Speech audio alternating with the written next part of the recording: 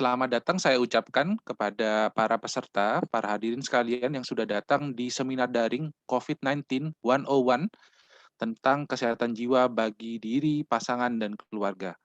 Di seri keempat kali ini, kita akan belajar bersama-sama terkait dengan fokusnya adalah kesejahteraan diri. Ini suatu topik yang sangat menarik dan di seri kali ini kita sudah ada dua dokter yang memang terkenal dengan ahlinya terkait dengan kesejahteraan diri ini.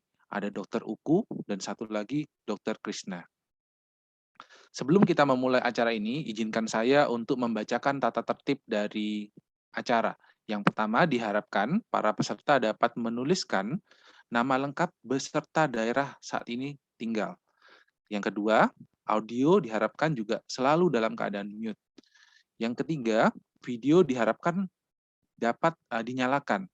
Kemudian untuk pertanyaan dapat disampaikan melalui kolom chat dengan formatnya, nama penanyanya, dan narsum yang ditujukan untuk ditanyakan. Kemudian baru disertai dengan pertanyaannya. Fitur chat diharapkan hanya digunakan untuk bertanya dan tidak digunakan untuk hal yang lain. Pertanyaan nanti akan dibacakan oleh moderator selama sesi diskusi. Jika ada yang tidak dapat dijawab, karena adanya keterbatasan waktu, nanti akan dihubungi. Sertifikat nanti juga akan diberikan sebagai dengan syaratnya para peserta harus mengikuti acara dan mengisi daftar hadir yang nanti akan dibagikan di akhir acara. Bagi para peserta atau teman-teman yang memang belum berkesempatan hadir, nanti teman-temannya dapat diberikan atau dapat mengakses materi di acara kali ini melalui video YouTube di Psikiatri RSCM yang akan ditayangkan sekitar 1 minggu setelah acaranya selesai. Ya, berikutnya izinkan saya untuk mengawali acara ini dengan mengajak para hadirin sekalian untuk memulainya dengan memanjatkan puji syukur kepada Tuhan. Mari kita meluangkan waktu sejenak untuk memanjatkan doa kepada Tuhan. Berdoa dipersilahkan.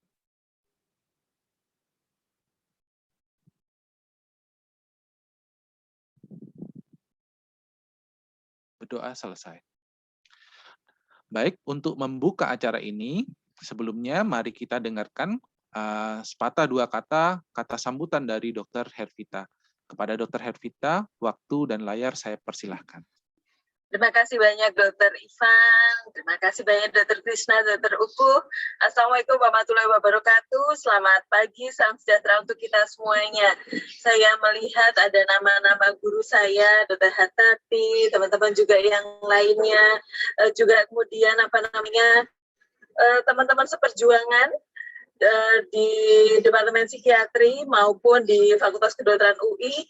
Saya juga mengucapkan terima kasih dan selamat datang kepada teman-teman, juga ada teman diskusi yang intens Mas Anto di sini juga. Lalu kemudian juga terima kasih banyak Mas Yohanes, Mbak Siti yang senantiasa hadir juga bersama-sama dengan kita semua. Sungguh kalau melihat nama-nama yang tersantum di dalam ruangan ini, saya merasa bahwa ini adalah pertemuan yang akan saling mengisi, ya. Jadi pertemuan yang akan saling menginspirasi dan mudah-mudahan memang pertemuan yang akan memberikan kita pencerahan untuk apa yang akan kita lakukan ke depan. Hari Minggu, harinya kita untuk beristirahat dan mulai mempersiapkan diri untuk esok hari. Mudah-mudahan Dr. Krishna dan Dr. Uku nanti bisa memulai peristiwa diskusi kita untuk menyiapkan diri menyambut hari Senin dan hari-hari yang akan datang ya di kehidupan kita berikutnya.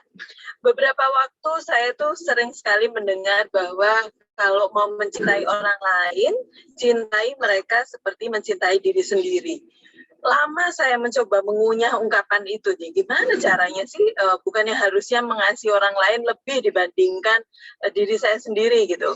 Meskipun di pertemuan yang sebelumnya Dr. Ivan akhirnya mengingatkan bahwa itu juga bukan satu situasi yang sehat ya, dengan menyembunyikan gitu rasanya kebutuhan kita, dan sepertinya bahwa kebutuhan orang lain itu jauh lebih penting di atas segalanya. Sampai kemudian ya juga ya kalau secara psikologis misalnya kok rasanya masih kebayang kayak egois ya orang situasi lagi kayak begini kok mikirin diri sendiri gitu ya, bahkan untuk motong rambut aja sebentar ngambil waktu susah ya Dokter Gina ya, kita berdua sama-sama jadi gondrong gitu beberapa waktu terakhir rasanya. Terus kalau saya pribadi salahnya adalah menempatkan nggak ada waktunya dipakai untuk bekerja dan seterusnya. Apa benar begitu ya? Dan apakah memang benar bila saya terus hidup seperti itu, maka saya akan memiliki energi lebih panjang untuk membantu orang lain kalau memang tujuan kita adalah demikian. Sehingga saya juga sangat menanti-nanti apa yang akan Dr. Krishna dan Dr. Uku bagikan buat kita semua, juga bagi para dokter, teman-teman semua, para ahli dalam kehidupan kita sehari-hari, untuk nanti kita boleh saling berbagi dan saling melengkapi. Sehingga sekali lagi selamat mengikuti kegiatan hari ini. Kalau tadi saya sempat cerita sedikit tentang apa sih memangnya waktu itu Dr. Ivan ceritakan, nggak usah takut, nanti Dr. Ivan akan membantu kita juga untuk mengingat bagaimana cara kita bisa melihat apa yang waktu itu Dr. Ivan sampaikan, Dr. Vina sampaikan, Dr. Ayu, Dr. Lili sampaikan gitu ya, Dr. Edo sampaikan, supaya kita lebih dikuatkan juga dengan bagaimana nanti materi-materi itu bisa diakses, dibaca ulang, dan yang paling penting bukan hanya untuk diri kita sendiri. Kalau kita sudah penuh, ibaratnya kayak teko gitulah, guru saya ngajarin, kita bisa menuangkannya kepada gelas-gelas kecil, gelas-gelas besar yang ada di sekitar kita. Sehingga mari kita jadikan hari ini, minggu ini penuh manfaat. Terima kasih banyak. Assalamualaikum warahmatullahi wabarakatuh. Saya kembalikan Dr. Ivan. Terima kasih Dokter Vita untuk kata sambutan yang sudah diberikan, sungguh luar biasa sekali ya kata sambutan dari Dokter Vita ini. Tanpa berlama-lama lagi, mari kita undang Dokter Krishna Mayangsari. Beliau akan membawakan topik yang sangat menarik, yaitu Self-Care 101 di masa pandemi. Bagaimana tentang self-care ini, kita simak segera. Dokter Krishna ini merupakan dokter lulusan dari FK Universitas Kristen Maranatha Bandung pada tahun 2010, dan beliau menyelesaikan pendidikan psikiaternya di Universitas Indonesia Jakarta pada tahun 2015. Untuk pengalaman pekerja beliau ini sudah sangat banyak ya. Beliau kerja di RSUD Kota Bekasi, kemudian juga di RS Taman Harapan Baru Kota Bekasi, dan beliau menjadi supervisor klinik utama Infinity Jaya di Jakarta Barat. Tanpa berlama-lama lagi, kepada Dr. Krishna, waktu dan layar saya persilahkan. Silakan Dr. Krishna. Terima kasih Dr. Ivan atas perkenalannya, dan saya ucapkan selamat pagi, salam sehat sejahtera bagi kita semua. Hari ini saya dan Dr. Uku adalah tim bahagia yang mencoba men-sharingkan berbagai atau beberapa upaya yang dapat kita lakukan agar bisa hidup sejahtera dengan cara melakukan perawatan diri atau self-care, dan juga melakukan healthy coping, agar kita tidak hanya sekedar bertahan di situasi yang menantang ya di saat ini, tetapi kita bisa menjadi orang yang bertumbuh kembang dan berdampak atau bermanfaat bagi sekitar kita. Dan kita tahu bahwa pandemi COVID-19 ini belum berakhir. Kemungkinan terburuk juga masih bisa terjadi, seperti yang kita lihat di dampak gelombang 4, yaitu resesi ekonomi, burnout atau kelelahan tidak hanya pada tenaga medis, tetapi juga orang-orang yang bekerja di garda terdepan, dan juga kita semua di semua kalangan usia ya. Lalu trauma psikologis dan gangguan jiwa angkanya juga meningkat, terutama di masa pandemi, seperti yang sudah dilakukan penelitian oleh Perhimpunan Dokter Spesialis Kedokteran Jiwa Indonesia. Perempuan itu 2-3 kali lipat lebih mudah mengalami masalah psikologis dibandingkan dengan laki-laki. Oleh karena itu, self-care atau merawat diri sendiri adalah salah satu strategi yang bisa digunakan oleh kita sendiri, individu, organisasi, institusi, dan bahkan pemerintah agar bisa mengatasi dampak dari COVID-19. Dan sebelum kita masuk, saya ingin bertanya kepada Bapak Ibu semua, apakah selama kurang lebih 2 tahun pandemi, kita sudah melakukan pola hidup yang sehat dengan cara tidur 6-8 jam sehari, rajin gerak badan atau olahraga, dan makan bergizi. Bapak Ibu, kita akan masuk ke slido.com atau dengan cara yang lebih mudah scan barcode-nya, bisa juga panitia memberikan, nah ini, memberikan linknya, kita bisa mengisi. Cukup menjawabnya adalah ya atau tidak selama kurang lebih 2 tahun pandemi. Apakah kita semuanya sudah menjalankan pola hidup yang sehat?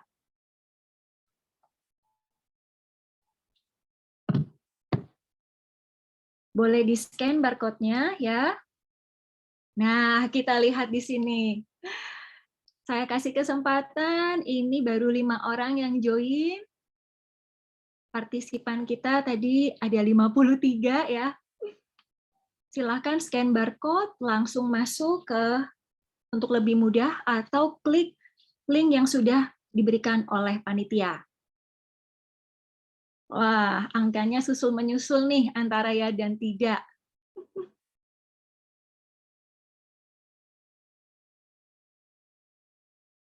Oke. Ya, sudah stop. Saya kasih kesempatan, wow, 50-50. Sekali lagi, cukup menjawabnya, kita sudah lakukan pola hidup sehat dengan cara istirahat yang cukup, makan bergizi dan olahraga. Kalau ada, maka jawabnya ya. Kalau tidak, berarti dijawabnya tidak. Baik, saya melihat gambarannya di sini, saya akan stop saja ya. Ternyata angkanya, wow, ini menarik sekali. Semakin banyak partisipannya, ternyata yang tidaknya menjadi lebih banyak, sebesar 54%. Baik, kalau tadi kita lihat, pertamanya banyak yang ya, tapi ternyata jadi tidak. Nah, bukan berarti yang ya lebih bagus daripada yang tidak. Kita yang sudah melakukan pola hidup sehat, terus dilakukan. Nah, yang belum atau yang tidak, mari kita melakukannya bersama-sama. Tadi 3 hal yang sudah dilakukan atau sudah kita nilai tadi dengan cara mengisi, masuk ke dalam area untuk menjaga kesehatan dari segi fisik dan tubuh. Manusia terdiri dari 3, tubuh, jiwa, dan roh. Di dalam jiwa ini ada 3P, pikiran, perasaan, dan perilaku. Lalu, yang sehat itu seperti apa? Apabila semuanya dalam keadaan yang seimbang.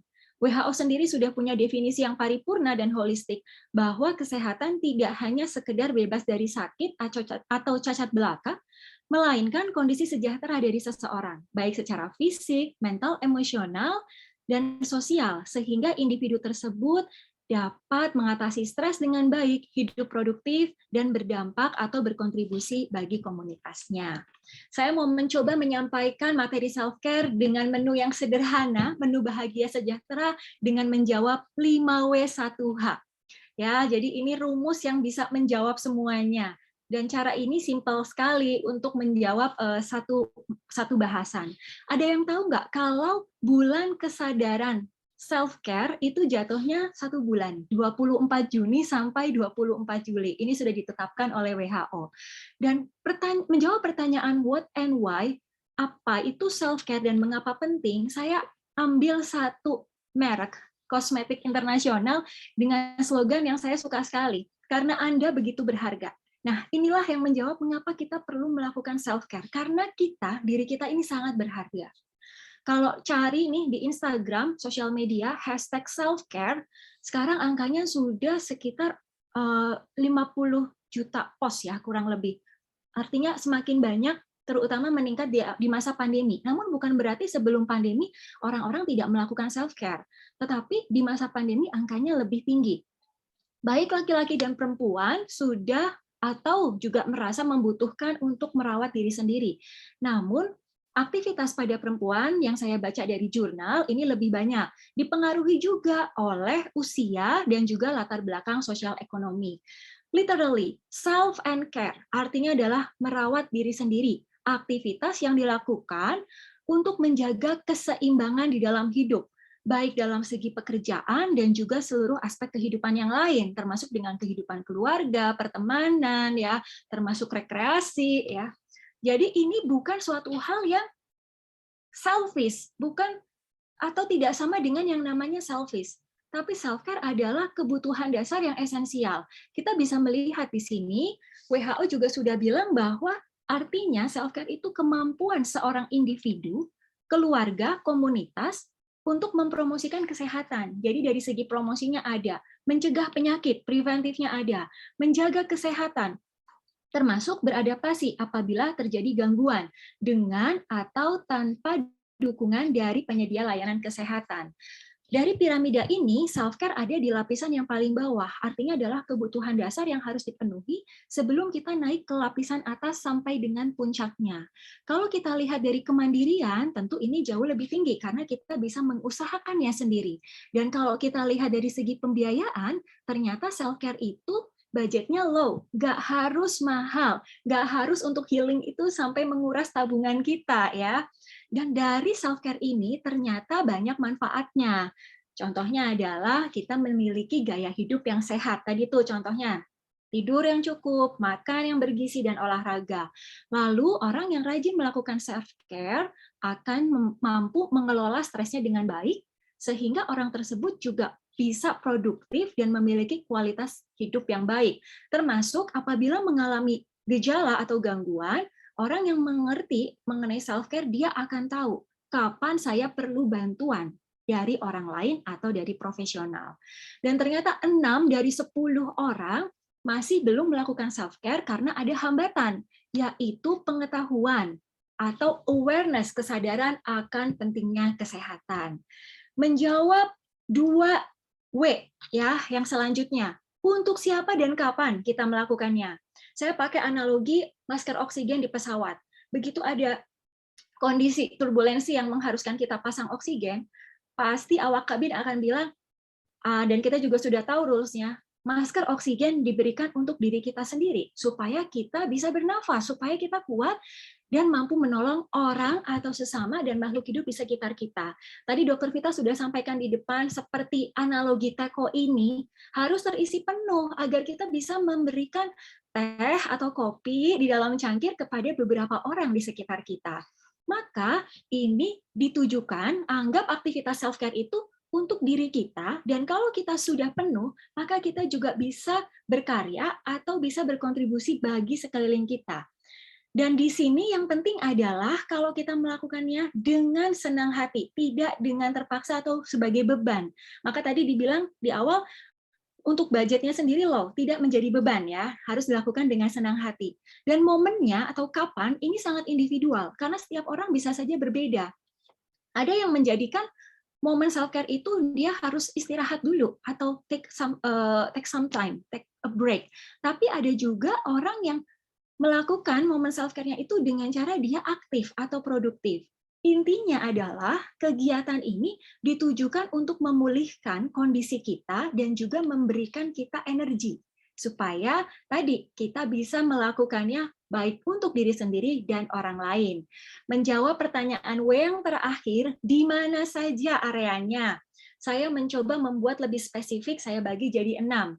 Mulai dari area fisik, mental, emosional, intelektual, spiritual, dan sosial. Tapi kalau mau dijadikan satu juga boleh, contohnya mental, emosional, dan spiritual, sosial. Di aspek fisik, contohnya, kalau salah satu aspek ini terganggu atau kurang dipenuhi, maka aspek yang lain atau area yang lain juga bisa ikut terpengaruh. Penasaran? Yuk coba kita lihat, saya punya contoh dari pasien saya sendiri ya. Nona AN, 30 tahun, dia seorang akuntan di perusahaan swasta Jepang. Dan kurang lebih 2 tahun terakhir ini pekerjaannya memang banyak dilakukan dari rumah. Jadi dia itu pergi kurang lebih ke kantor selama hampir 2 tahun ini hanya 5 kali. Pasien saya mengeluh, saya sudah bosan banget yang namanya WFH dan PPKM. Saya juga jadi ikutan PPKM nih dok. Pelan-pelan kok melar gitu ya. Karena dia banyak makan. Kalau udah stres, banyak kerjaan, dia larinya ke makan. Ngemil, ngakan, ngemil. Kadang dia juga sering balas dendam dengan cara tidurnya lebih lama kalau lagi tidak banyak pekerjaan. Tapi begitu akhir bulan atau lagi penutupan gitu ya seorang akuntan tuh ada waktu-waktu sibuknya, kalau kerjaan numpuk dia jadi banyak lemburnya dan kurang tidur. Kalau sudah kurang tidur, maka moodnya berantakan. Gampang kesal, gampang marah, gampang tersinggung. Bahkan ada keluhan yang dia rasakan, kenapa saya jadi kurang bisa berinteraksi atau kurang nyaman saat saya ketemu sama orang-orang yang ada di rumah. Sekarang sama orang tua tinggalnya ya. Saya jadi kadang-kadang malas ngomong sama orang tua saya sendiri, karena saya jadi gampang kesal. Termasuk pasien ini juga mengeluhkan sudah jarang ketemu dengan teman-temannya. Jadi waktu pertemanan mereka yang dulu sering ketemu gitu ya, sekarang jadi lebih terbatas, bahkan sudah lama sekali mereka tidak bertemu. Pasien saya juga punya keluhan, saya jadi kurang fokus kalau banyak pekerjaan. Bahkan kalau nggak ada kerjaan pun kadang-kadang saya suka mudah lupa gitu ya, sama apa yang sudah saya baca atau dari isi pembicaraan dari percakapan. Saya ingin bertanya lagi sama Bapak dan Ibu semua yang ada di sini, Profesor, Dokter, kira-kira ada nggak sih saran buat pasien saya ini apa yang harus dilakukan oleh Nona AN? Kembali lagi ke polling yang tadi, boleh scan dan juga boleh masuk ke slido.com dengan kata kuncinya self-care atau masuk ke link langsung yang sudah diberikan oleh panitia. Kita lihat ada jawaban. Baru 2 orang yang masuk. Silakan join lagi.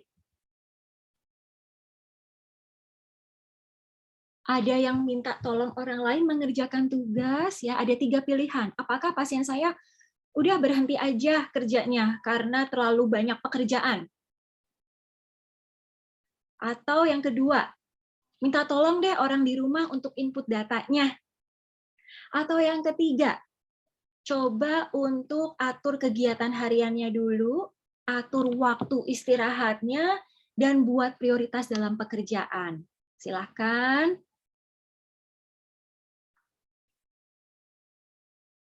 Baik. Saya tunggu sampai kurang lebih 30 partisipan ya.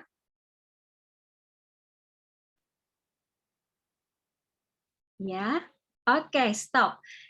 Ya, jawabannya yang lebih tepat memang yang ini Bapak Ibu, yang C.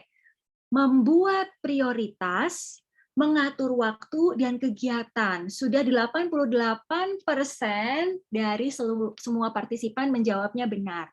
Karena kita juga tidak mungkin untuk tadi ya memulai atau mengatur kegiatan diri kita sendiri terkait pekerjaan kalau bukan dari kita sendiri. Jadi pasien saya memang harus mulai punya waktu yang khusus, punya kotak-kotak prioritas agar ia tidak terbengkalai lagi dalam pekerjaannya. Nah, menjawab tadi 5W sudah terjawab semua. Sekarang 1H, yaitu how. Bagaimana caranya? Nah, ini yang penting. Saya membaginya dari segi fisik atau area fisik, mental, emosional, intelektual, spiritual, dan sosial. Yang pertama, dari fisik. Tidur kita memang harus 6-8 jam untuk orang dewasa. Berikan waktu tubuh dan otak untuk beristirahat, termasuk metabolisme tubuh kita di reset. Karena saat kita tidak memiliki waktu tidur yang cukup, mood kita akan terganggu. Dan hormon stres kita juga lebih tidak seimbang. Bagaimana dengan makanan?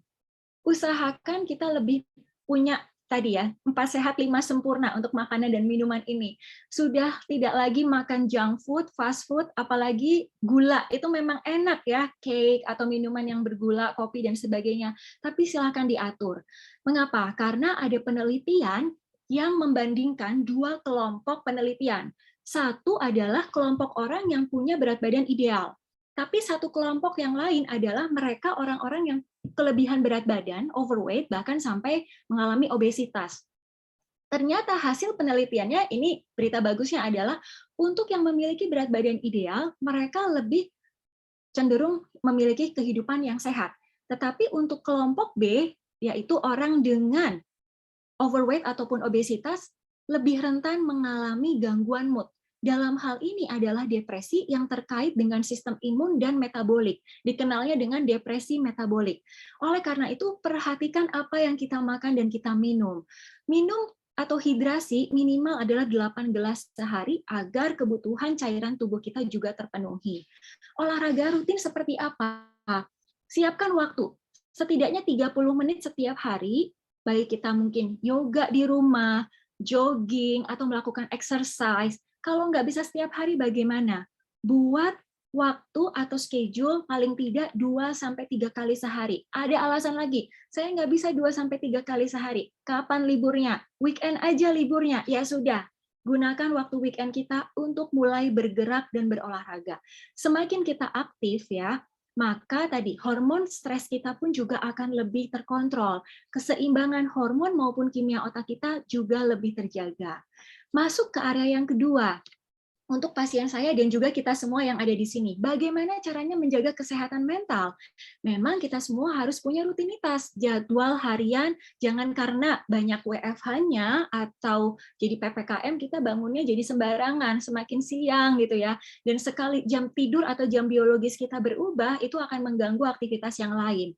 Lalu kalau memang ada waktu istirahat, contohnya dari satu meeting ke meeting yang lain, Bapak Ibu bisa untuk stretching, ya, sambil duduk, gerak-gerakan tangan, atau berdiri dan jalan-jalan di tempat, minum dulu, ya, pejamkan mata, tarik nafas, buang nafas. Ini sangat membantu kita untuk bisa fokus juga dari satu materi ke materi yang lain.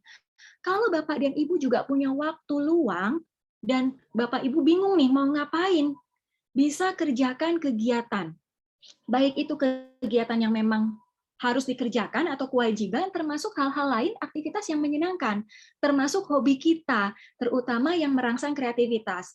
Dan yang ketiga adalah coba untuk praktekkan, ini seperti gaya hidup juga ya, mindfulness. Hidup atau melakukan segala sesuatu di saat ini. Bukan lagi terpaku pada masa lalu, yang penuh dengan penyesalan, bukan juga berfokus pada masa depan yang kita tidak tahu juga apa yang akan terjadi. Belajarlah untuk hidup di saat ini dan fokuskan apa yang bisa kita kontrol saat ini, agar kehidupan kita juga jauh lebih sehat secara mental. Bagaimana untuk area emosi kita? Emosi atau perasaan itu banyak ya Bapak Ibu, tidak hanya sekedar emosi itu marah-marah atau sedih. Emosi itu bisa juga rasa senang, bangga, bahagia, kecewa, cemas. Kita harus mengenali dulu apa yang kita rasakan dan jangan lupa diberikan nama. Setelah kita mengenali, beri nama, ketahui bahwa apa yang kita rasakan itu valid dan benar adanya. Seperti situasi pandemi sekarang ini, kita ada di dalam situasi yang tidak menyenangkan, dalam situasi yang menantang. Jadi kalau kita merasa stres, kita kadang merasa bosan, ya itu sesuatu hal yang memang boleh kita alami. Jangan di-repress, jangan ditekan atau diabaikan, tetapi ekspresikan atau ungkapkan dengan cara yang tepat juga kepada orang yang tepat. Kalau tidak mengekspresikan atau mengungkapkan dengan cara atau kepada orang yang tepat, maka kita akan lebih mudah mengalami gejala fisik atau psikosomatis, seperti sakit kepala, kemudian asam lambungnya tinggi, sulit tidur atau kebanyakan tidur, tidak fokus, kondisi hipertensi ya yang sering tidak terkontrol, bahkan alergi yang tidak sembuh-sembuh, yaitu mesti dikenali. Jangan-jangan karena memang ada ekspresi atau ungkapan stres kita yang belum tersampaikan. Dan 90% pasien yang datang ke fasilitas kesehatan pertama seperti klinik maupun puskesmas dengan keluhan fisik, ternyata hampir sebagian besar dari mereka memang memiliki underlying, yaitu masalah psikiatri. Yang ketiga adalah mari kita ungkapkan rasa syukur. Tadi Dr. Ivan sebagai moderator sudah, mari kita berdoa untuk mengucapkan rasa syukur. Benar sekali, karena dengan gratitude, menyebutkan hal-hal atau orang atau situasi yang membuat kita bersyukur, itu juga jauh lebih membuat emosi kita lebih bahagia. Contohnya, sebutkan 3 hal yang kita syukuri di hari ini. Kalau saya, tadi bisa bangun pagi, yang pertama, yang kedua, bisa ikut seminar ini, dan yang ketiga bisa mendapatkan ilmu, karena nanti saya juga mau belajar dari Dr. Ukuh nih, bagaimana healthy coping, terutama di masa pandemi. Sebutkan 3 hal setiap hari, itu sebagai ungkapan rasa syukur kita, dan ini cara untuk menjaga kesehatan emosi kita lebih baik. Yang keempat, ranah intelektual. Otak kita juga jangan lupa diberikan nutrisi ya, termasuk untuk kita sendiri semakin memanfaatkan ilmu yang ada untuk pengembangan diri. Belajar tidak ada batasan umur. Belajar harus terus kita lakukan sepanjang hayat. Bapak, Ibu, teman-teman boleh belajar sesuai dengan background atau hal yang memang disukai. Tapi kalau ada suatu hal yang baru dan itu menarik atau Bapak Ibu senangi, kenapa tidak coba juga untuk mempelajarinya? Belajar di sini tidak hanya belajar sendiri atau otodidak, tapi kita bisa juga cari referensi, sumber yang begitu banyak di masa sekarang ini bisa kita dapatkan.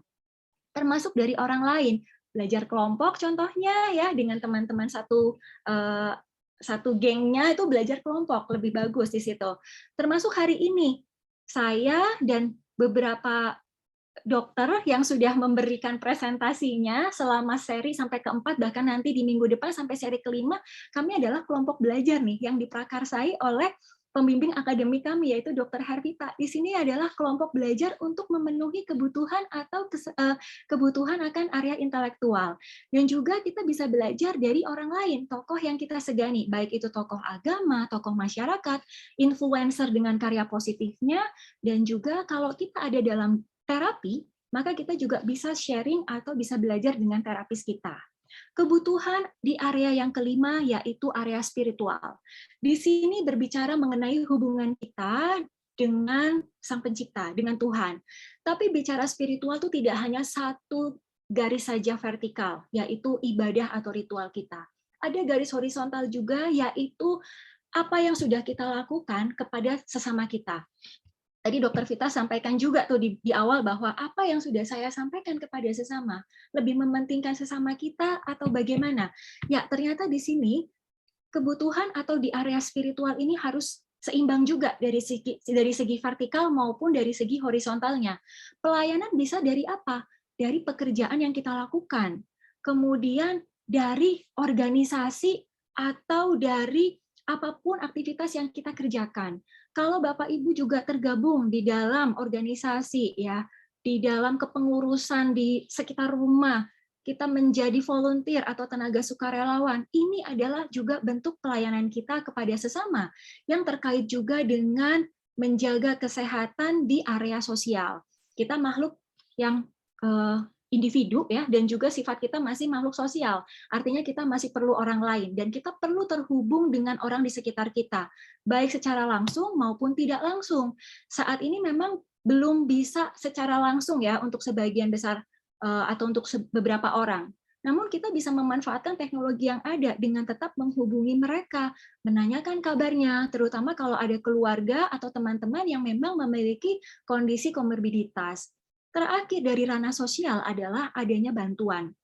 Bantuan di sini bukan berarti kalau kita meminta bantuan tandanya kita lemah, ya. Terus juga jangan punya anggapan bahwa harus kita yang terus memberi nih dalam pelayanan.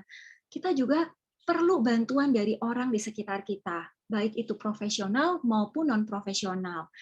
Baik itu dari teman-teman, dari keluarga, sahabat, dan komunitas, maupun dari tenaga profesional kesehatan. Kalau Bapak Ibu sudah merasakan adanya rasa ketidaknyamanan dalam kehidupan sehari-hari, adanya gangguan di dalam aktivitas sehari-hari yang mempengaruhi kualitas hidup dan sudah melakukan cara-cara di ranah sebelumnya, maka jangan sungkan untuk mencari bantuan profesional.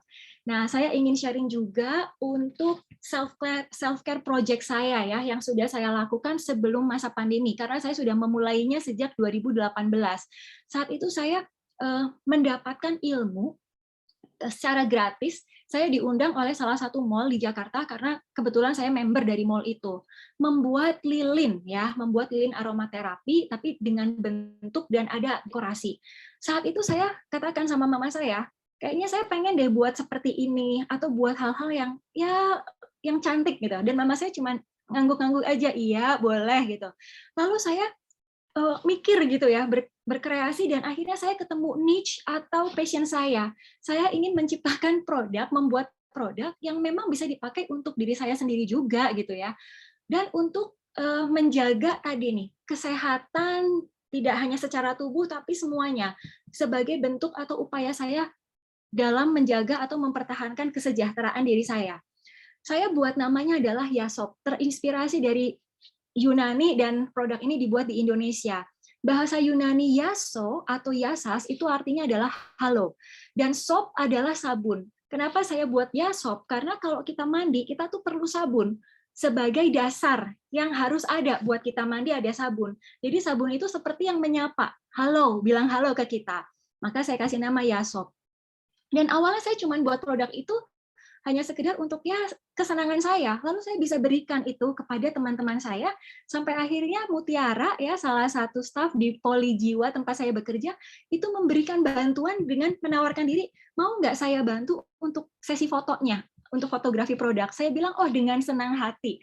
Dan sampai saat ini, nanti November 2021, Yasop sudah berumur 3 tahun. Kami berjalan bersama dan tidak hanya sekedar jualan. Ya, saya juga bersyukur guru saya, ya, kemudian kolega, teman-teman itu banyak yang mensupport usaha atau bisnis lokal saya ini, tapi kami juga Yasop memberi.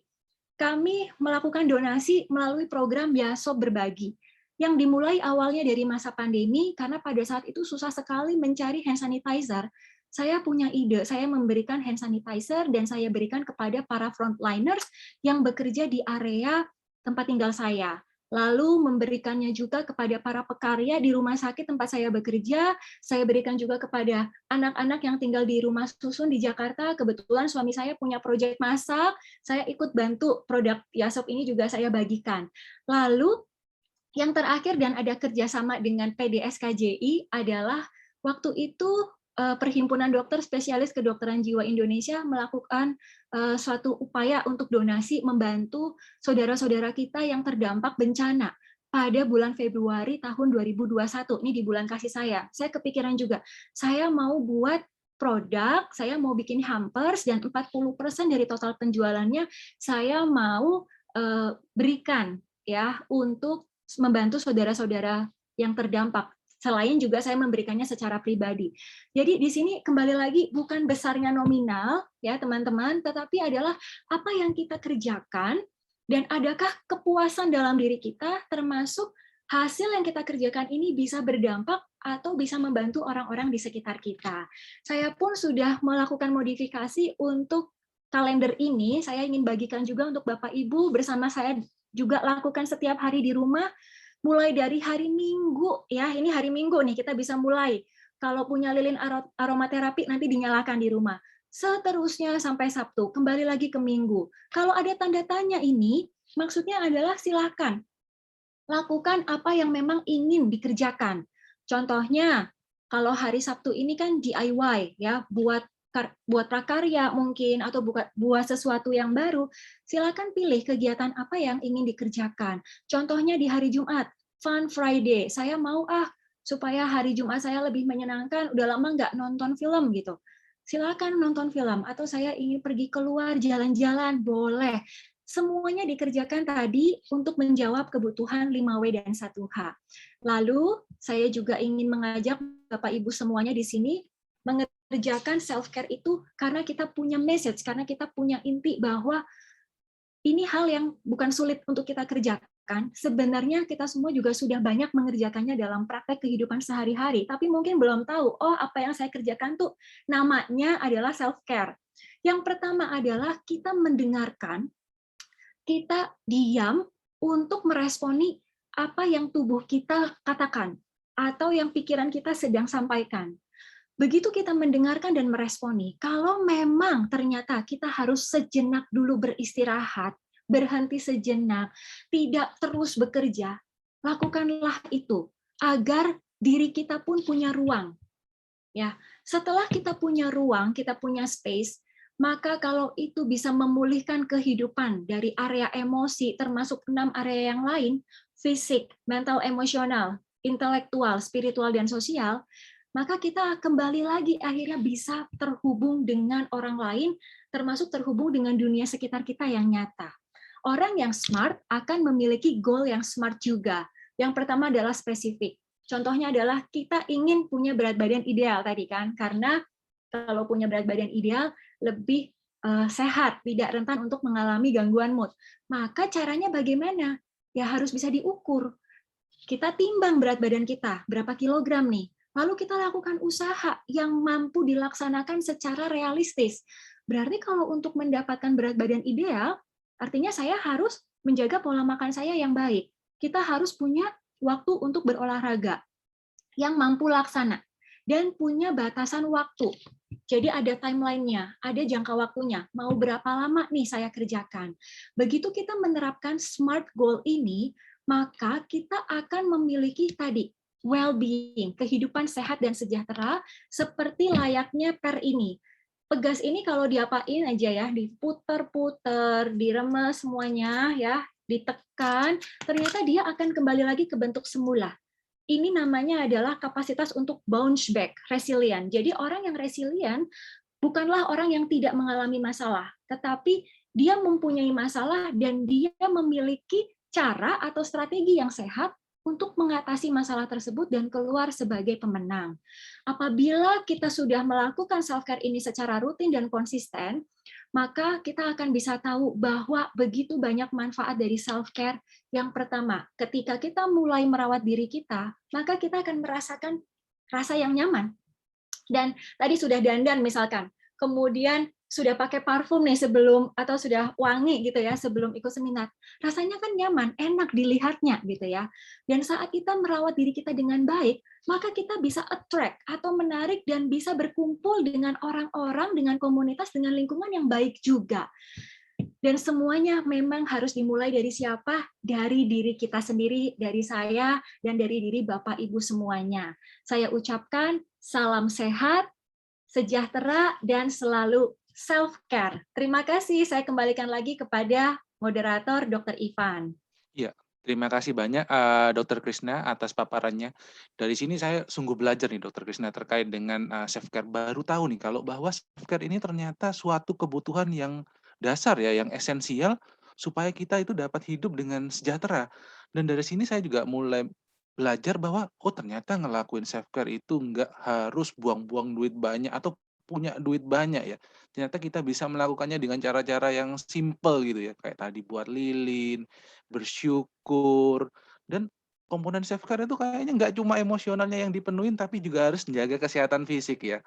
Dan harapannya kita bisa hidup dengan penuh kesejahteraan ya. Ngomong-ngomong terkait dengan kesejahteraan ini, kayaknya yang penting bukan cuma self-care ya Dokter Krisna ya.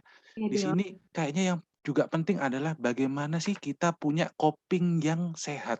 Nah, tanpa berlama-lama lagi nih, mari kita undang pembicara kita yang kedua, yaitu Dr. Uku Tri Anjarsari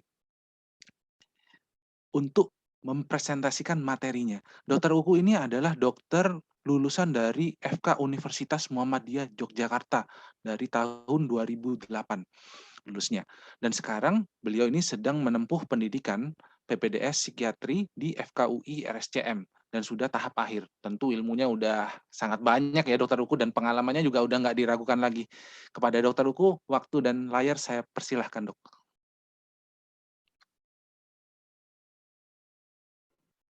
Baik, terima kasih untuk kesempatannya Dr. Ivan.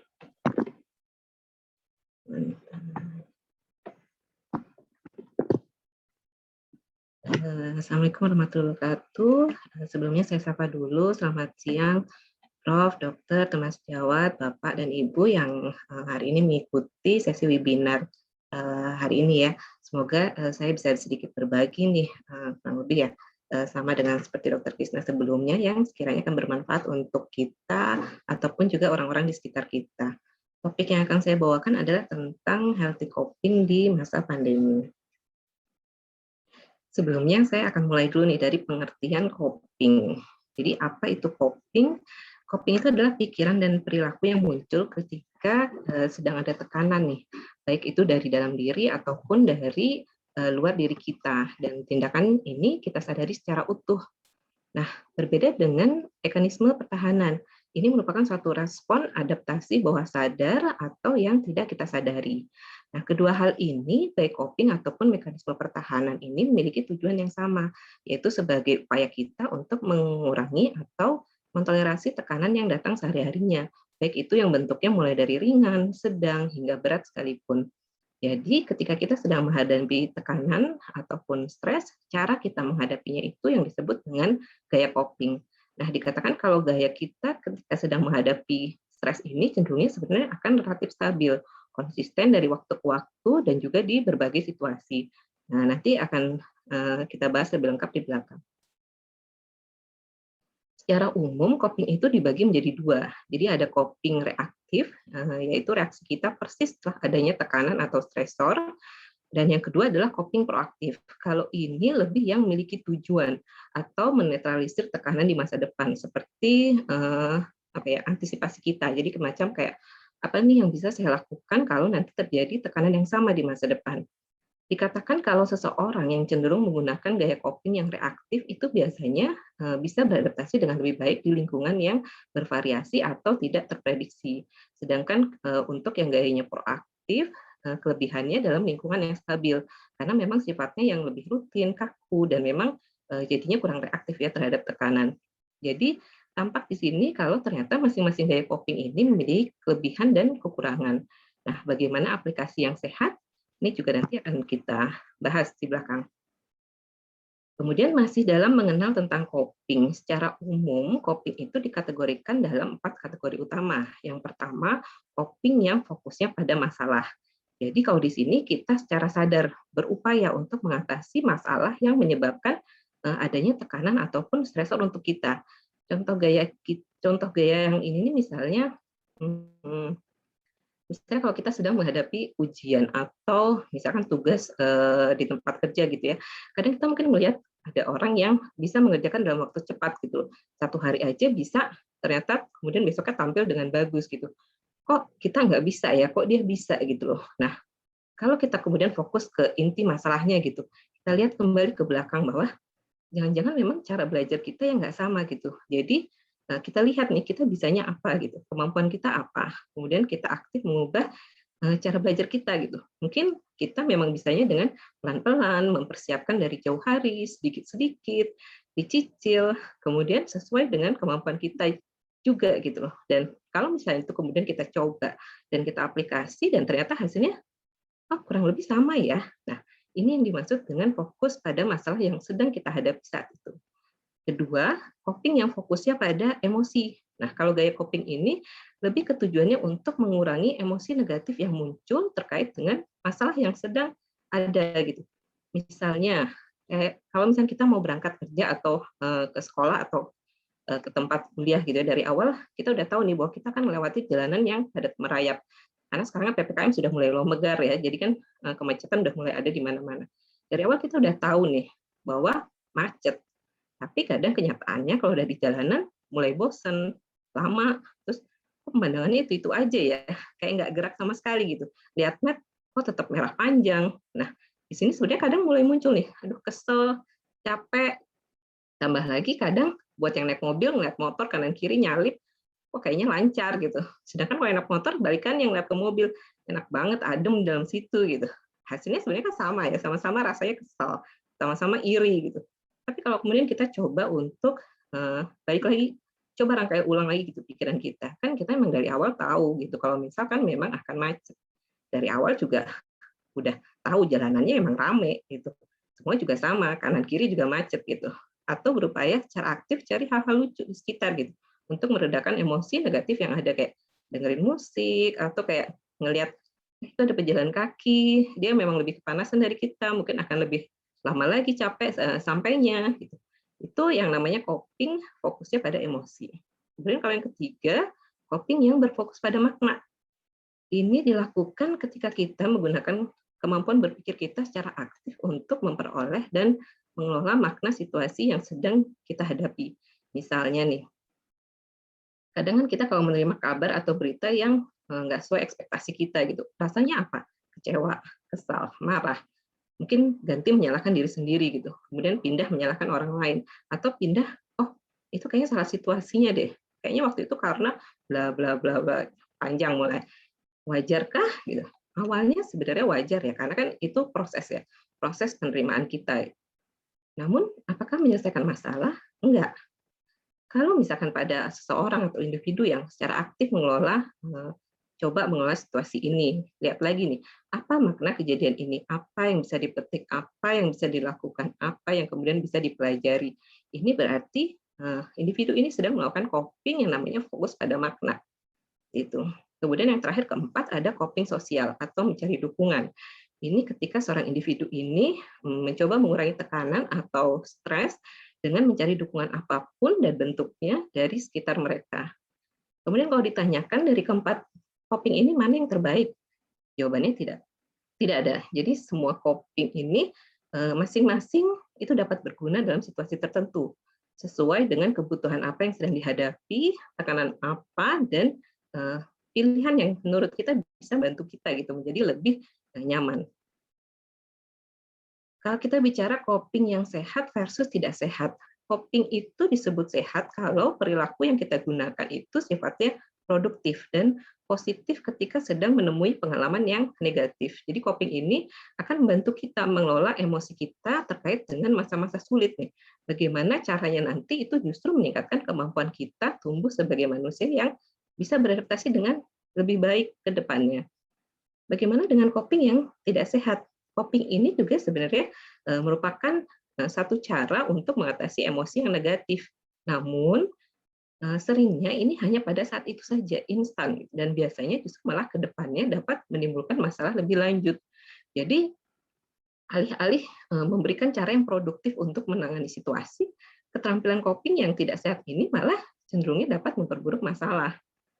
Nah, ini contohnya ya, contoh beberapa saja di antaranya ada coping yang tidak sehat. Ini ada penggunaan narkoba dan alkohol. Ini nantinya ke depannya dapat menimbulkan kecanduan dan masalah yang akan ditimbulkan akan lebih banyak lagi, baik pada diri sendiri, keluarga, ataupun juga orang di sekitar.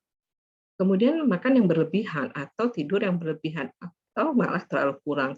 Prinsipnya apapun yang berlebihan, apapun yang terlalu kurang itu tidak tepat ya, tidak baik. Kemudian penghindaran. Ingat, jadi ketika kita sedang menghindari masalah yang sebenarnya jangan-jangan mungkin kita bisa hadapi atau atasi gitu. Masalah itu kan sebenarnya tetap akan sama, tetap akan ada gitu, atau justru malah menjadi lebih besar. Kemudian menarik diri dari sosial, menjauh dari lingkungan pertemanan, menyakiti diri, atau justru berperilaku agresif terhadap orang lain. Kalau contoh coping yang sehat diantaranya olahraga, kemudian membicarakan tentang masalah yang kita hadapi, tapi tentu saja tetap kita lihat nih dengan orang yang tepat dan waktu yang tepat juga. Kemudian makan yang sehat dan cukup, mencari pertolongan tenaga profesional, melakukan teknik relaksasi, atau menggunakan dukungan sosial, mungkin dengan mengikuti grup tertentu, komunitas tertentu, dan juga kita fokus ke bagaimana kita melakukan teknik penyelesaian masalah. Kenapa penting untuk kita belajar menggunakan coping yang sehat? Yang pertama untuk menjaga keseimbangan emosional kita sehari-hari. Pasti banyak ya di antara kita yang masih mengingat dengan jelas ya ketika awal kita memasuki situasi pandemi di mana mulai ada pembatasan jarak, semua kegiatan sosial tatap muka itu ditiadakan, sekolah dari daring, kerja juga daring. Ini merupakan satu hal yang sebenarnya sama sekali tidak pernah kita bayangkan sebelumnya. Dan kemudian situasi kayaknya mulai membaik nih waktu itu ya sempat ya. Namun kemudian ternyata berganti jadi serangan gelombang pandemi berikutnya. Waktu itu berita duka datang silih berganti, rasanya seperti saling menanti nih. Apakah keluarga saya berikutnya akan terkena atau malah justru saya sendiri gitu. Sebenarnya wajar untuk kita mengalami naik turunnya emosi gitu. Apalagi kalau tekanan atau stresor itu memang datangnya silih berganti dan mungkin kepribadian kita pun bukan tipe yang bisa fleksibel. Tapi tentu rasanya nggak nyaman banget ya kalau misalkan emosinya itu berganti dengan cepat sekali dan jauh akan lebih nyaman kalau kita bisa menjaga emosi itu tetap dengan stabil dan tentu saja dengan melakukan coping yang sehat. Hidup kita setiap harinya itu mungkin nggak setiap hari ya, tapi pasti akan mengalami perubahan. Dan semua perubahan itu sebenarnya menuntut kita juga untuk bisa menyesuaikan diri dan beradaptasi. Bahkan untuk perubahan yang sifatnya positif sekalipun, seperti menikah atau memiliki anak, itu sebenarnya bisa menjadi tekanan atau stresor tersendiri. Apalagi yang sifatnya negatif, misalnya kehilangan pekerjaan, atau orang yang dicintai. Dan kadang-kala ketika kita mengalami terlalu banyak perubahan, juga dalam waktu periode yang singkat, seringkali sebenarnya kita juga akan timbul ya pertanyaan ataupun pikiran bahwa bisa nggak ya kita mengendalikan semua peristiwa ini secara yang datangnya bertubi-tubi. Nah, adanya stresor yang akut seperti pindah ke rumah yang baru atau yang tadinya pernikahan kita baik-baik saja, kemudian ternyata kita mengalami masalah, atau juga pada mereka yang memang sudah merasakan stresor yang terjadi dengan durasi yang lebih lama, seperti memiliki penyakit kronis, ataupun juga dengan masalah keuangan jangka panjang. Nah, stresor akut yang tidak ditangani dengan baik, dihindari, ini suatu saat ini akan menjadi suatu hal yang sifatnya kumulatif gitu. Mungkin saat ini kita tampak baik saja gitu ya. Mungkin dengan cara kayak nanti juga akan lewat gitu. Ya udah anggap aja kita coba lagi ke fokus ke yang lain gitu. Tapi di kemudian hari sebenarnya efek dari tumpukan tersebut mungkin baru akan muncul gitu, dan justru nanti pada saat semua stresor itu muncul bersamaan, itu akan menuntut energi dan performa kita yang lebih banyak lagi kalau tidak diselesaikan dengan baik. Apa yang bisa kita lakukan untuk membentuk coping yang sehat? Yang pertama, turunkan ekspektasi. Boleh banget untuk kita itu mempunyai mimpi, harapan, cita-cita, menunjukkan gitu kalau kita itu hidup dan juga berguna untuk diri sendiri atau orang lain, itu boleh banget.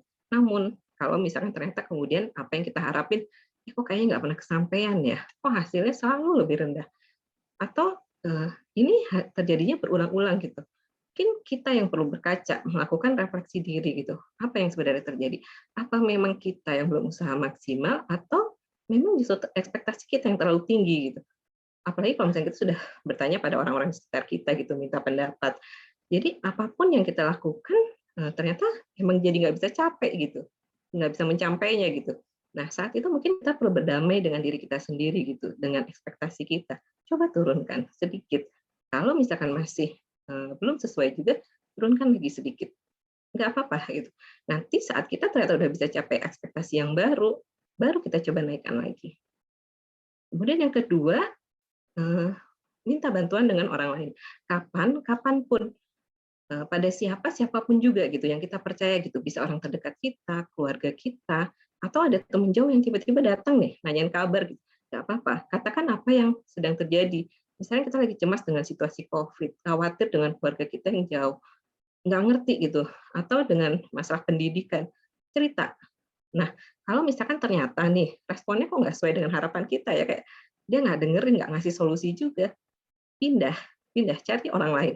Jangan terus berpikir bahwa nggak ada orang yang nggak bantu gitu, nggak bisa bantu kita.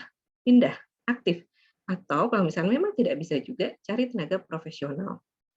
Kemudian berusaha untuk memecahkan masalah, bukan menghindarinya. Kemudian yang kelima, pertahankan, ada yang bertanggung jawab dengan situasi yang ada. Jadi apapun itu hadapi. Kalau memang merasa belum mampu, stop sejenak, istirahat. Kemudian hadapi lagi. Ingat, intinya adalah bukan untuk menghindar. Kemudian ada mempertahankan ketenangan emosi atau ekspresikan. Penting jadi untuk kita yang tadi sudah saya katakan sebelumnya ya, bahwa menjaga emosi tetap stabil dan juga selalu ekspresikan apa yang ada gitu. Kita cemas, ungkapkan. Kita sedih, ngomong. Kenapa? Karena mungkin banget gitu orang-orang di sekitar kita tuh nggak tahu apa yang ada di pikiran kita, apa yang jadi perasaan kita gitu. Jadi tunjukkan aja. Kemudian refleksikan juga tentang keyakinan kita sebelumnya. Apakah memang masih adaptif? Ini misalkan kalau misalnya kita ngerasa bahwa kita udah punya coping yang sehat gitu, dan memang sudah biasa kita lakukan sehari-hari, tetap nilai lagi. Apakah dengan situasi yang baru ini coping kita itu sudah masih adaptif gitu? Bisakah kita pakai coping itu? Atau jangan-jangan perlu kita lakukan modifikasi atau perlu kita ubah coping kita itu? Kemudian langsung mencoba untuk mencari sumber stres. Jadi ini sebenarnya kayaknya kayak teori ya, mudahkah? Mungkin untuk beberapa orang nggak mudah ya. Tapi balik lagi, apakah akan sepadan dengan hasilnya nanti? Iya, karena menghindar dari masalah tidak berarti masalah itu hilang. Masih ada, hanya disembunyikan. Kemudian menjauhkan diri dari sumber stres. Nah, kalau ini kalau kita sudah jelas nih bisa mengidentifikasi apa sumber stres kita, kemudian kita sudah coba hadapi semampu kita, minta bantuan juga sudah, minta pendapat ke orang-orang sekitar juga sudah. Mungkin cara satu-satunya adalah dengan menjauhkan diri dari sumber tersebut. Gitu. Kalau gitu sebaliknya, apa yang jangan dilakukan kalau kita mau punya coping yang sehat? Pertama, menghindar. Kedua, berhenti menghadapi. Dalam artian, kita nggak mau coba lebih dulu nih. Kemudian kita menolak bantuan juga. Takut terhadap hasil yang belum tentu sesuai dengan prediksi kita. Atau malah belum mulai sama sekali dan terlalu percaya dengan pikiran negatif kita. Misal, udah pasti nggak bisa nih. Atau pasti nggak bagus hasilnya. Atau ngapain coba. Atau justru terlalu pasrah. Dan menyebut itu dengan kata-kata, udah ikhlasin aja. Udah pasti nggak bisa nih. Gitu. Sebenarnya apa yang dilakukan ini justru jangan-jangan kita lagi menilai rendah kemampuan diri kita sendiri. Kita nggak percaya sama kita gitu. Kita nggak kasih kesempatan diri kita untuk untuk mencoba. Dikatakan kalau coping itu sebenarnya merupakan suatu proses daripada sebuah peristiwa. Jadi justru dalam berbagai peristiwa yang terjadi itu, sebenarnya kita dapat menggunakan berbagai coping yang berbeda, menyesuaikan dengan kebutuhan dan kemampuan kita saat menghadapi stres tersebut. Masing-masing orang itu akan memiliki gaya coping yang berbeda atau pemilihan coping yang digunakannya. Nah, perbedaan ini biasanya itu mencerminkan perbedaan kepribadian. Seseorang yang cenderung kaku itu biasanya dikatakan akan mengalami kesulitan yang lebih dibandingkan mereka yang sifatnya fleksibel gitu. Karena yang paling penting memang sebenarnya adalah kemampuan kita untuk menyesuaikan atau memilih mana sih strategi coping yang paling tepat untuk kita gunakan gitu, yang disesuaikan dengan tuntutan situasi yang berbeda. Karena jelas sekali ya, stresor itu sangat bervariasi bentuknya, baik dalam sehari-hari ataupun yang diakibatkannya, baik itu ringan, sedang, ataupun berat. Kalau kita kembalikan ke masa pandemi, apa aja nih yang bisa kita lakukan sebagai coping yang sehat? Nah, pertama misalnya istirahat dari banyak menonton, membaca, atau mendengar berita-berita terkait COVID yang terus-menerus gitu ya. Kenapa? Karena kita juga butuh untuk menenangkan diri. Tanyakan lagi pada diri kita, sepenting apa kita butuh berita itu? Untuk apa? Apakah mengganggu? Kalau memang mengganggu, stop. Secukupnya saja. Ganti saluran yang TV atau media yang menghibur. Atau batasi waktunya, misalkan 2 kali sehari menonton berita, masing-masing 15 menit. Sudah, selesai, cukup. Ganti. Kemudian menjaga fisik, misalnya meditasi, relaksasi, tidur cukup, kontrol kesehatan rutin, melakukan vaksin, dan lain-lain. Luangkan waktu juga untuk bersantai. Kasih reward atau hadiah untuk diri kita sendiri. Lakukan self-care. Kemudian tetap berhubungan dengan orang lain.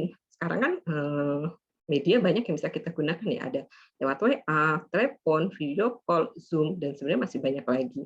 Terhubung dengan komunitas, cari komunitas yang sesuai dengan kita. Baik itu mungkin misalkan lewat hobi, ataupun juga dengan apa saja, pokoknya yang sesuai dengan keinginan kita dan membuat kita nyaman. Nah, pesan pentingnya adalah, jadi strategi coping yang baik itu seharusnya justru tidak mengalihkan perhatian kita dari kenyataan yang harus kita hadapi sehari-hari. Jadi bukan secara konkret yang diambil kesimpulan adalah, oh kalau aku lagi nggak nyaman berarti oke aku cari kegiatan yang lain, jadi aku nggak ngadepin masalahku gitu. Bukan itu, tapi cari tahu apa masalah yang sesungguhnya. Hadapi. Kalau misalkan memang nggak mudah, nggak bisa, minta bantuan siapapun itu. Boleh juga langsung ke tenaga profesional kalau misalkan memang kita merasa bahwa sekitar kita ternyata tidak bisa membantu. Penting banget untuk kita itu cari coping yang paling sesuai untuk diri kita. Jadi strategi coping yang berhasil untuk orang lain mungkin nggak berhasil untuk kita gitu. Misalnya berjalan-jalan mungkin buat si A bisa bantu lebih tenang, tapi mungkin buat kita jadi bisa bikin lebih emosi gitu. Capek, ketemu orang banyak, rame, bising gitu. Jadi lakukan sesuai dengan cara masing-masing. Apa langsung bisa ketemu yang cocok? Belum tentu. Kadang mungkin kita perlu melakukan percobaan untuk menemukan nih coping apa yang paling cocok. Kayak awalnya mungkin kita pikir kayak nonton drama ini akan jadi cara yang paling cocok buat saya bikin lebih nyaman gitu. Oh, tapi kok rasanya setelah nonton masih belum nyaman juga ya, coba cari yang lain. Cari terus, apa mungkin coping itu ternyata hanya cocok kalau lagi sedih misalnya, tapi nggak cocok kalau lagi emosi lagi naik, lagi marah, lagi kesel gitu, malah jadi bawaannya tambah kesel lagi. Kemudian terbuka terhadap pendapat orang di sekitar yang sifatnya positif. Jadi kalau kita bisa lebih peka atau mau belajar mendengarkan gitu ya, sebenarnya kadang ada beberapa kita ini bisa dapat bantu kita nemuin coping yang sehat. Misalnya kan kadang ada teman yang komentar, "Kamu kok kelihatannya kayak hari ini lebih seger ya dibanding kemarin. Kemarin habis ngapain?" gitu. Terus kita ingat, "Oh, kemarin kayaknya aku habis jogging nih. Sebenarnya badan hari ini pegel sih, tapi apa benar melihatnya orang jadi lebih kita jadi kelihatan kayak lebih seger gitu." Nah, mungkin itu memang coping kita yang kita nggak sadari gitu, atau hal-hal yang sebenarnya bisa membantu kita, ya berarti jadi lebih baik lagi tuh, lebih nyaman.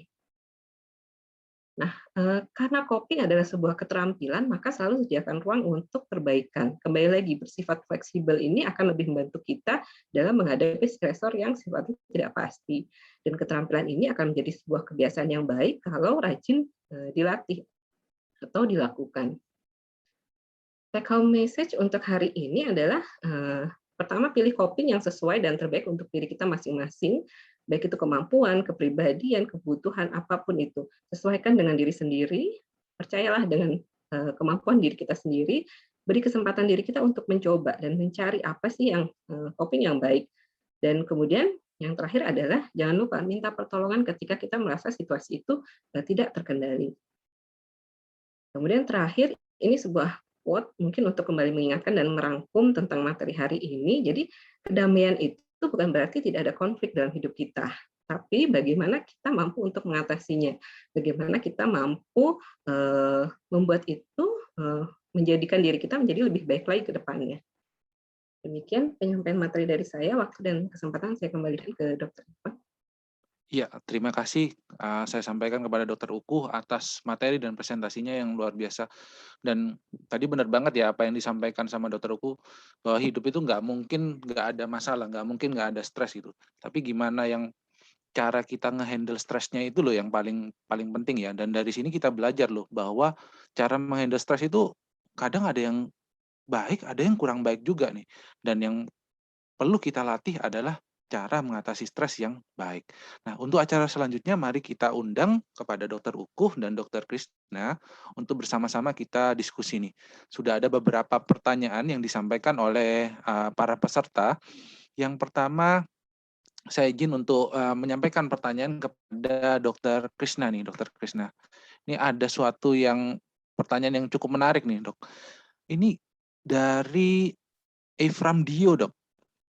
Bagaimana sih, Dok, cara melakukan self-care di kondisi yang memang sedang dilanda krisis, Dok? Misalnya secara finansial, emosional, dan memang ada pandemi yang tidak memungkinkan kita untuk berinteraksi secara sosial. Dan agar supaya nggak overlap dengan mengasihani diri. Mungkin bisa dibantu, Dok.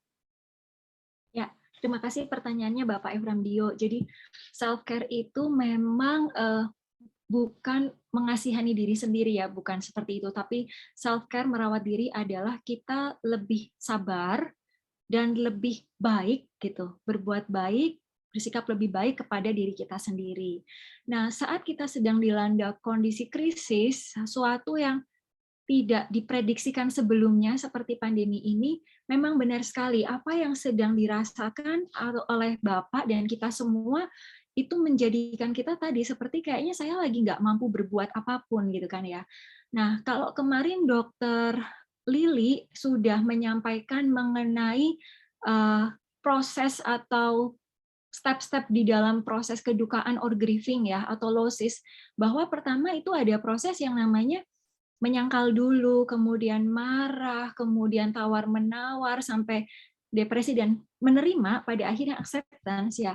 Kalau memang ada di dalam kondisi kita di ombak yang mana, ya dikenali dulu dan dijalani dulu prosesnya.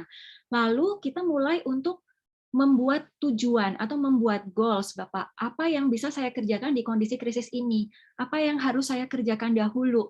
Mana yang lebih urgent? Dan untuk kondisi ini, kita memang harus berfokus pada apa yang bisa dikerjakan oleh diri kita, bukan sesuatu yang di luar kemampuan kita. Dicoba untuk kenali juga kelemahan dan kekuatan dari diri kita sendiri, termasuk kalau memang Bapak kesulitan untuk mencarinya apa saja nih dari diri saya, dan ada bantuan pertolongan dari orang-orang di sekitar, ya itu juga bisa dijadikan sebagai kekuatan yang bisa kita masukkan di dalam fokus kita, supaya yang nanti Bapak kerjakan itu bisa untuk mana dulu nih, contohnya kebutuhan emosional dulu yang saya mau kerjakan, supaya nanti kalau emosional saya sudah baik, saya mulai bisa menata di bagian finansial dan di bagian yang lain. Seperti itu ya, jadi mulai untuk di break dulu, dibelah atau dipilah-pilah dulu mana yang menjadi kebutuhan utamanya. Semoga bisa menjawab pertanyaan Pak Efram Dio. Oke, terima kasih Dr. Krishna. Kalau boleh sedikit saya simpulkan, berarti kita itu mesti tenang dulu ya Dr. Krishna ya. Dan setelah dari tenang kita bisa breakdown masalahnya di mana, baru kita di sana fokusin kemana gitu ya. Seperti itu ya. Oke. Nah ini Dr. Krishna, ini ada satu lagi pertanyaan yang sangat menarik yang memang sering kali terjadi ya. Ini dari Ibu Triningsih.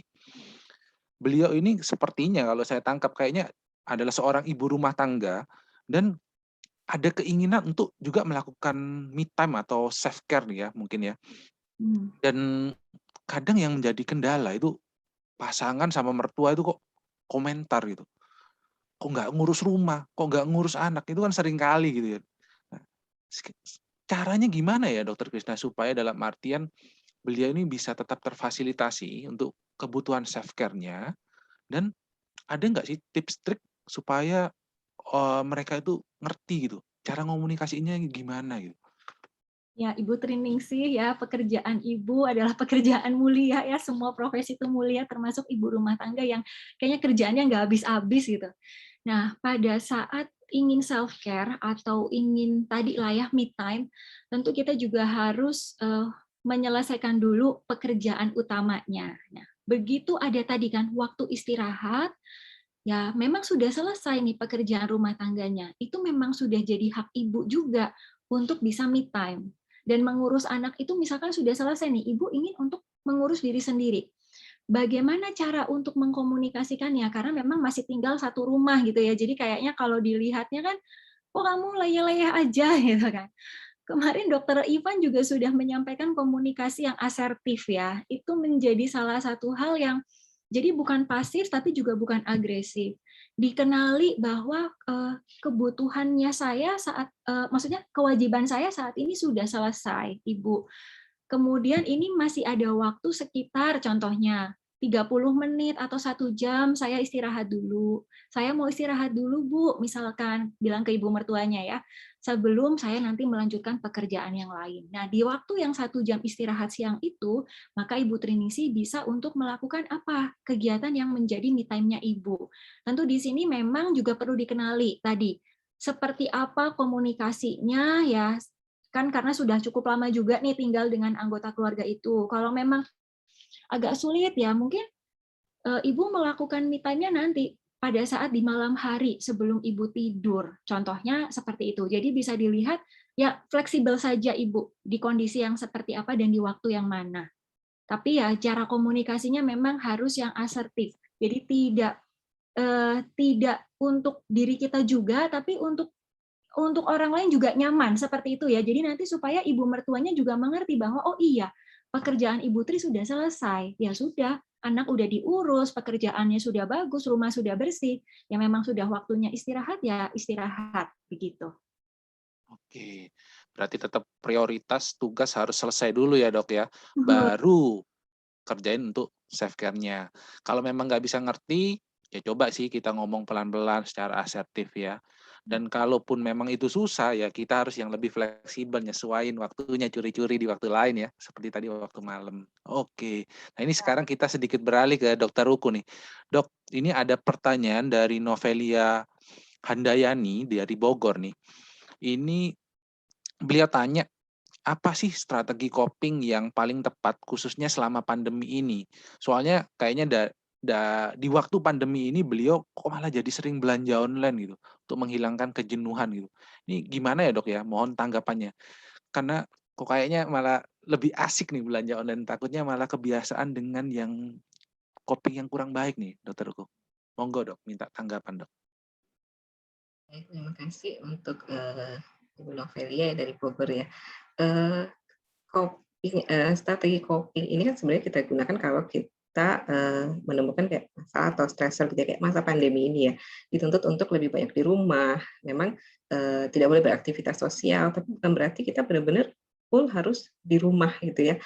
Kita tetap bisa kok keluar, jalan kaki, olahraga, kemudian ya mungkin dengan lingkungan sosial terkecil kita, anggota keluarga yang ada di rumah gitu, sama-sama kayak menghabiskan waktu bareng, ngapain gitu. Kalau misalkan terkait dengan belanja online, balik lagi ke kebutuhannya, sesuaikah dengan kebutuhan kita gitu. Kalau misalnya memang sesuai, memang waktunya belanja bulanan gitu, terus belanja online, ya nggak apa-apa, kan memang sesuai dengan waktunya gitu loh. Kan memang lagi nggak boleh keluar gitu ya, memang mungkin pas awal-awal memang lagi nggak boleh ke pasar, lagi nggak boleh ke tempat kerumunan gitu. Belanja online memang itu jadi salah satu jalan keluar gitu. Tapi kemudian kalau misalnya ternyata belanja online sifatnya yang berlebihan gitu ya. Apa yang tidak kita butuhkan mulai kita beli. Apa yang jadi istilahnya kayak apa ya? Lapar mata. Ngelihat iklan makin nambah. Kalau misalnya kita udah nyari satu barang, biasanya kan iklannya nambah lagi ya. Besoknya muncul lagi. Kok kayaknya pas sama yang aku cari gitu. Kok sesuai, kok kayaknya media ini bisa baca pikiran gitu. Pengen tas munculnya tas, pengen make up munculnya make up gitu.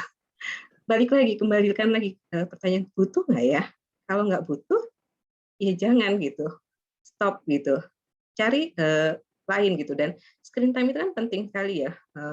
Termasuk dalam pada saat kita di masa pandemi ini di isolasi di rumah, nggak ngapa-ngapain gitu. Tapi kalau lihat sekitar kita gitu, maksudnya mungkin yang masih tinggal dengan keluarga ada orang tua. Habiskan waktu lebih banyak dengan orang tua yang sebelumnya mungkin kita jarang ngobrol karena masing-masing kerja dari pagi sampai sore gitu. Kasih waktu kesempatan untuk ya gitu ngobrol. Sehari berapa sih, kan bisa banyak ya. Dan untuk kerja pun sebenarnya kan ada waktunya gitu. Dan nggak terus-terusan nonstop kita Zoom dari pagi sampai sore, nggak ada jeda waktu sejam atau 2 jam gitu kan, nggak juga, pasti ada. Atau kalau misalkan memang kepentok nih, maksudnya Zoom-nya memang benar-benar nonstop banget, harus nggak berhenti-berhenti, ya nggak apa-apa, kita kadang-kala kita cari waktu senggang di sore hari gitu, dengan orang-orang yang terdekat kita, di lingkungan sosial kecil kita. Seperti itu. Jadi kembali lagi, tanyakan apakah memang sesuai dengan kebutuhan atau tidak. Kalau misalnya memang sudah bukan sesuai kebutuhan kita, ya sebaiknya jangan gitu. Karena akan jadi masalah yang baru gitu. Masalah uang. Nggak mau kan itu juga butuh uang gitu. Pengeluaran yang lebih dari apa yang kita budgetkan bulan itu. Seperti itu, Dokter Ivan. Oke, terima kasih Dokter Uku. Jadi memang kita harus juga ngelihat konsekuensinya ya. Oke, memang belanja online itu menyenangkan, tapi konsekuensinya malah bisa bangkrut, duitnya habis, malah pinjol-pinjol gitu kan, repot ya. Dan kayaknya untuk coping ini kita tadi bisa belajar dari hal-hal yang sederhana dengan kayak bicara-bicara sama orang tua atau dengan teman, seperti itu ya Dokter Uku ya. Mungkin kita bisa kembali ke hal-hal sederhana yang bagi kita mungkin cukup menyenangkan. Nah, ini ada dari Anwar, Dokter Uku. Beliau ini sudah mencoba melakukan coping ya, dalam artian ada suatu kegiatan atau suatu target, beliau udah mencoba untuk menurunkan ekspektasinya. Tadi kan salah satu yang diajarkan oleh Dokter Uku itu nurunin ekspektasi supaya enggak ekspektasinya itu terlalu tinggi ya. Tapi kok malah dari beliau yang dirasakan ini malah jadi pesimis setiap mengerjakan pekerjaan atau kegiatan gitu ya. Itu yang dirasakan beliau. Nah, beliau ini ingin tanya Dokter Uku, kita kapan sih, sejauh mana sih kita itu nurunin ekspektasi yang baik gitu Dok? Jadi supaya dalam artian kita tetap ada motivasi, nggak jadi pesimis seperti itu Dokter Uku. Mungkin bisa berbagi Dok. Baik, terima kasih untuk pertanyaannya. Ini juga pertanyaan yang bagus ya. Jadi sejauh mana sih kata-kata ini sebenarnya bisa menjebak juga. Turunkan ekspektasi, terus jadi nggak berekspektasi juga, tapi kan itu juga salah ya.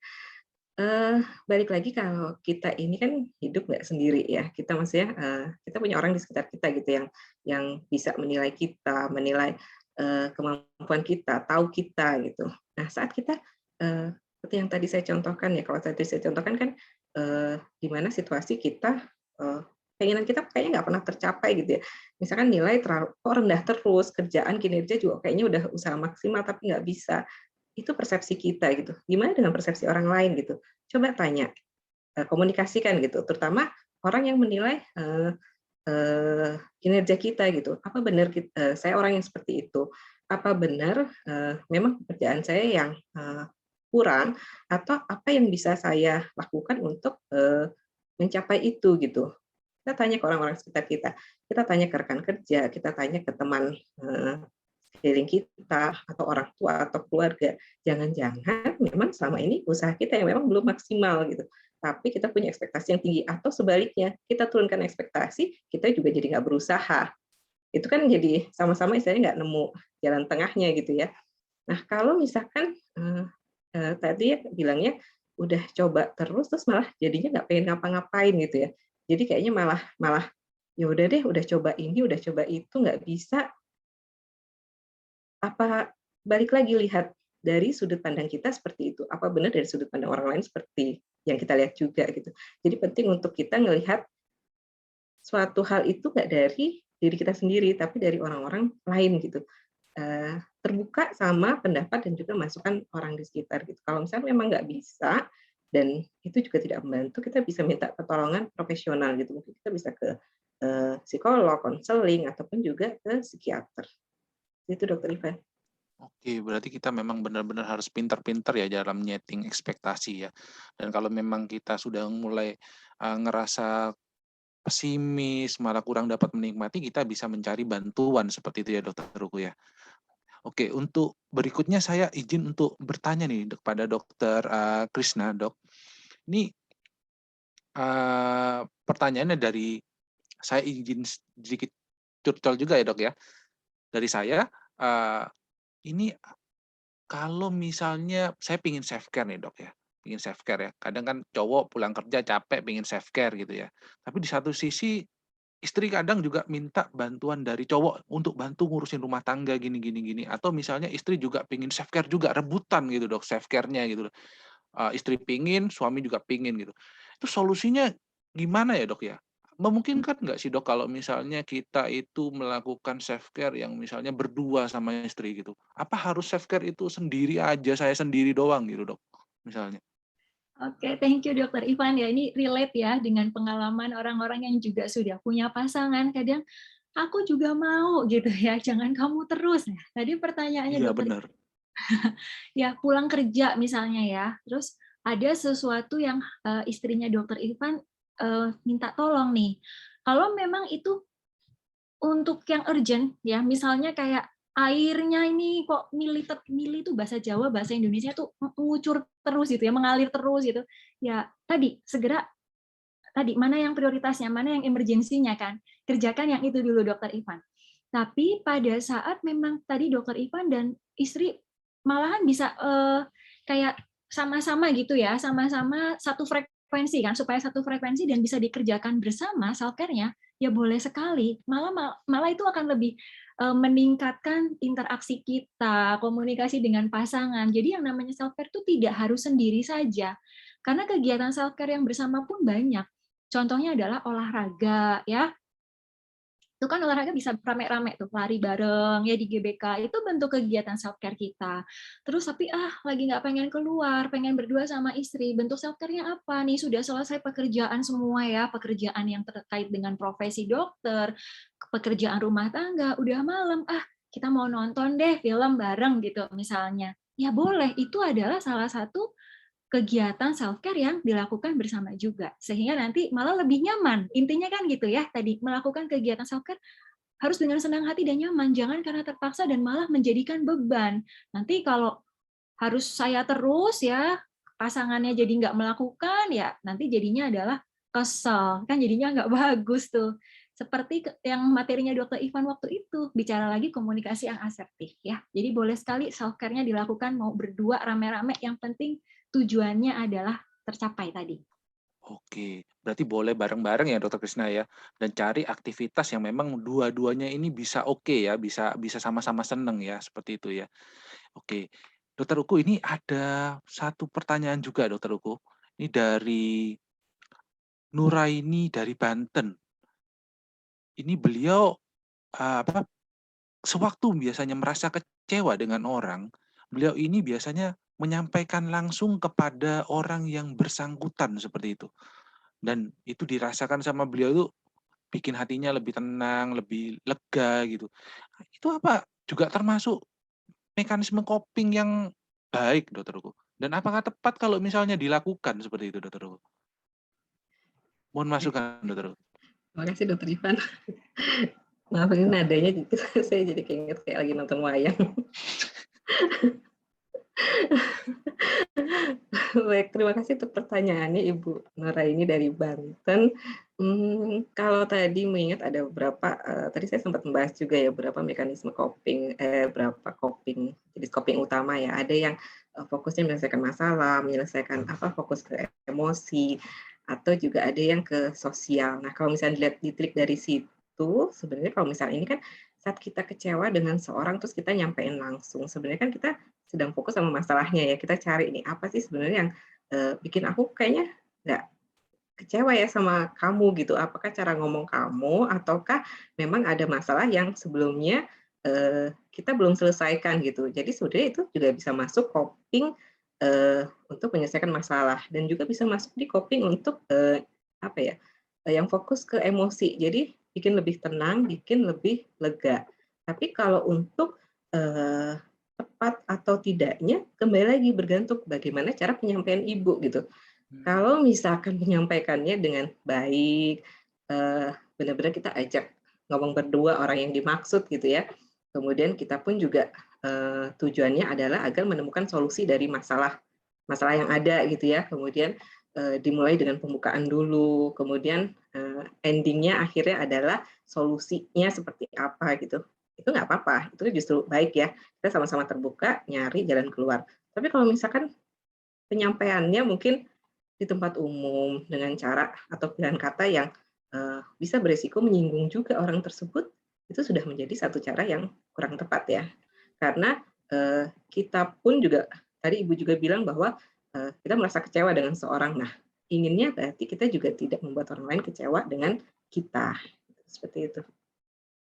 Oke, jadi tepat nggak tepatnya itu dinilai juga dari gimana cara menyampaikannya, tanggapan dari orang tersebut juga, seperti itu ya Dokter Uku ya.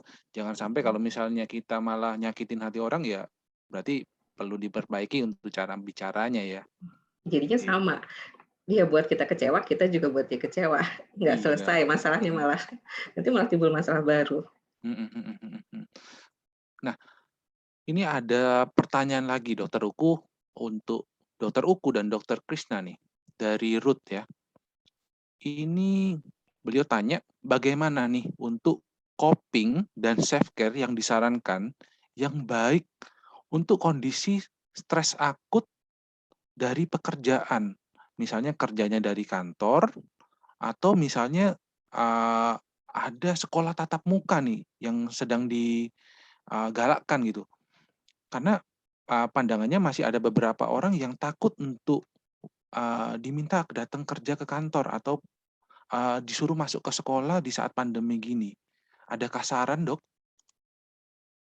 Monggo, Dokter Krishna dulu mungkin.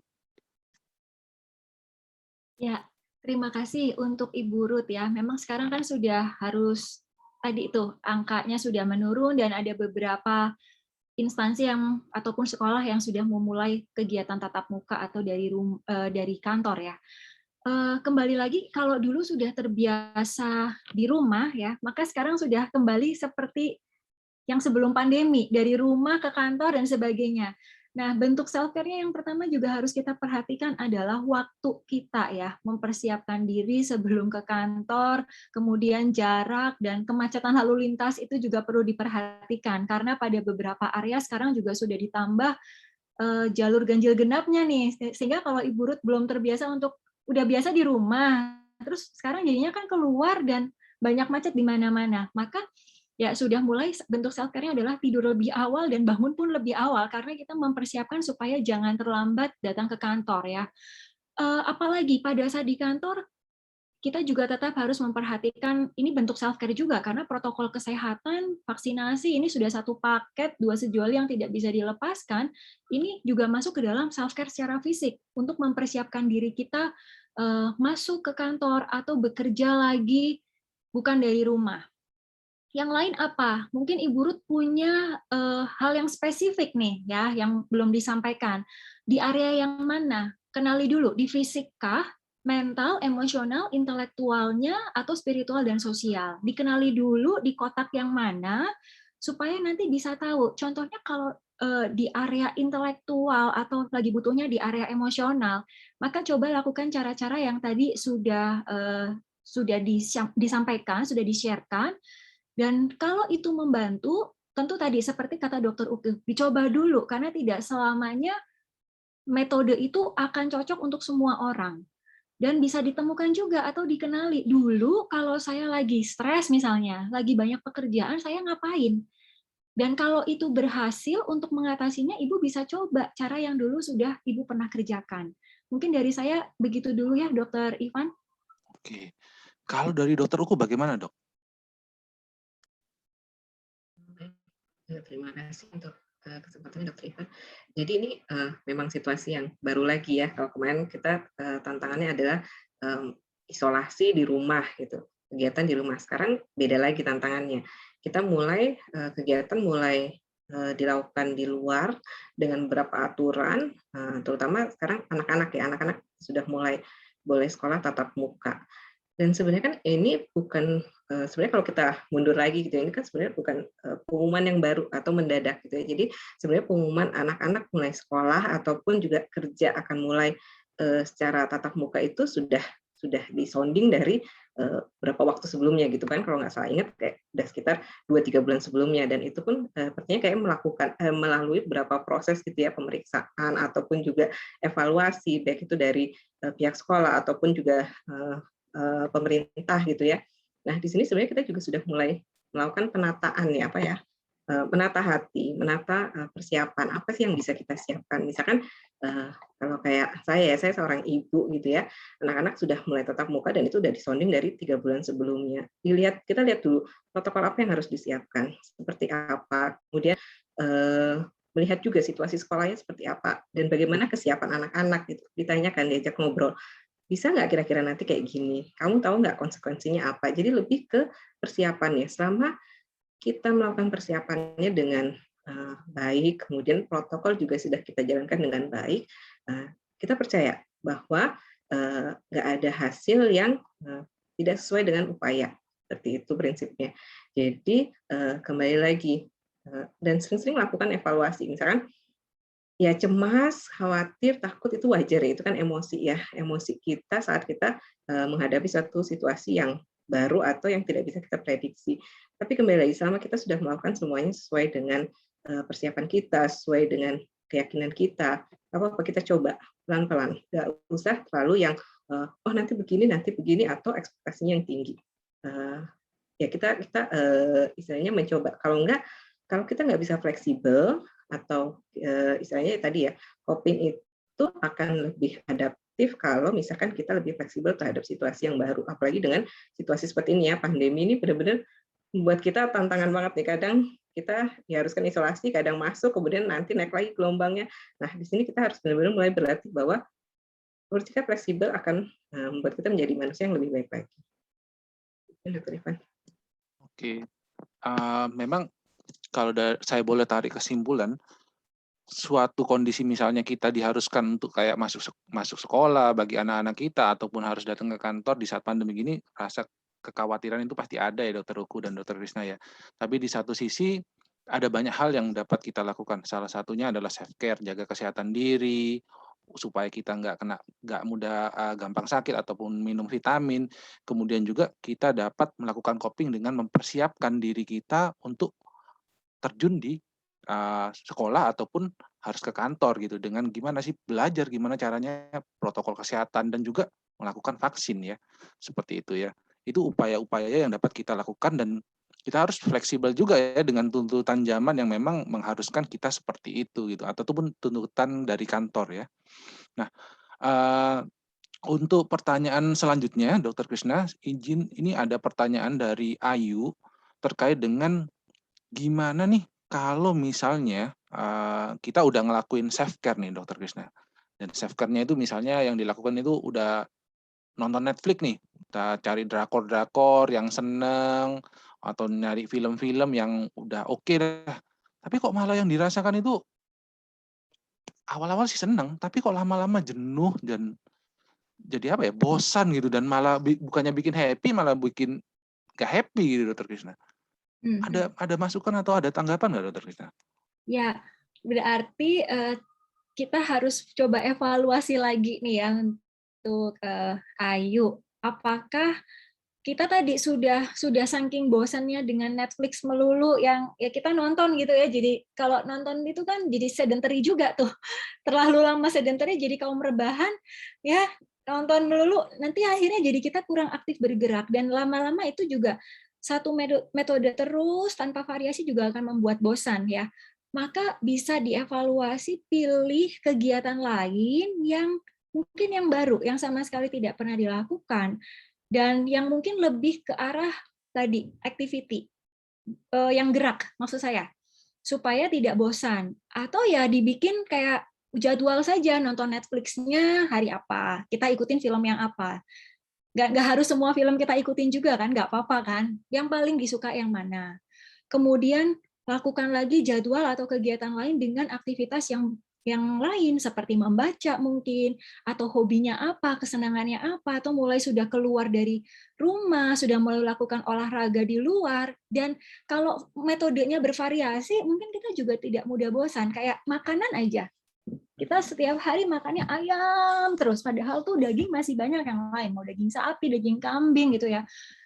Terus ada sayur-sayuran, kan kompleks. Kita kalau makannya kompleks berwarna-warna juga lebih sehat gitu kan ya, lebih enak, banyak pilihan. Sama seperti menu self care ini. Jadi kalau sampai bosan berarti kita mesti evaluasi adakah metode atau kegiatan yang lain lagi. Dari saya seperti itu ya, Dokter Ivan. Supaya tetap balance juga, jangan sampai kalau self care sampai bosan, sampai malahan kok jadinya kurang nyaman, ya ada yang perlu dievaluasi. Berarti kita harus pinter-pinter untuk cari variasinya ya Dokter Krisna ya, supaya nggak gampang jenuh ya. Kayak sama kayak tadi makanan tadi ya, kalau misalnya hari ini makan ayam ya besok makan daging atau makan ikan, seperti itu ya Dokter Krisna ya. Oh ya, kepada para peserta yang lain, kalau misalnya langsung ingin mengajukan pertanyaan secara langsung, dapat ngelambaikan tangan ya, langsung raise hand aja ya, supaya dalam artian bisa dibantu oleh panitia untuk nanti unmute dan menyampaikan pertanyaannya. Diperbolehkan juga kalau misalnya mau menyampaikan pertanyaannya, boleh juga untuk dituliskan di kolom komentar selain itu. Kalau misalnya yang ingin atau lebih nyaman melakukan hal itu. Nah, ini Dokter Upu ada satu lagi pertanyaan dari Steffi ya.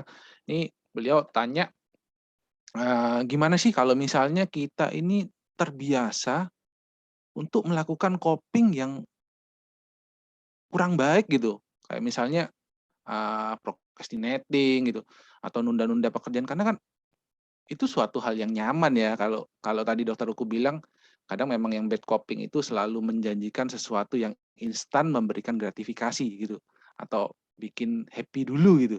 Tapi gimana sih kita mengubahnya kalau sudah kita itu udah terbiasa melakukan itu gitu loh, supaya kita bisa dapat atau ngelakuin coping yang lebih baik gitu, Dokter Uku. Ada masukan nggak, Dokter Uku? Dokter Ivan, terima kasih juga untuk Steffi untuk pertanyaannya. Kembali lagi ya, balik lagi ke prioritas dan kebutuhan kita. Kalau memang menundanya ini dalam hal apa nih? Misalkan paling sering mungkin menunda tugas ya, menyingkirkan istilahnya, mengurutkan yang tadinya itu nomor pertama jadi nomor kesekian gitu. Karena alasannya mungkin banyak ya, kalau misalnya nyebutin alasan mungkin akan muncul bisa puluhan gitu alasan menunda tugas.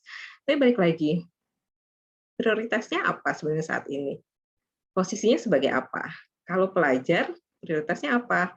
Tugas, berarti tugas yang pertama gitu. Kalaupun memang akan menunda, sampai kapan gitu, sampai sejauh mana? Apakah akan menyelesaikan masalah? Enggak, itu cuman apa ya?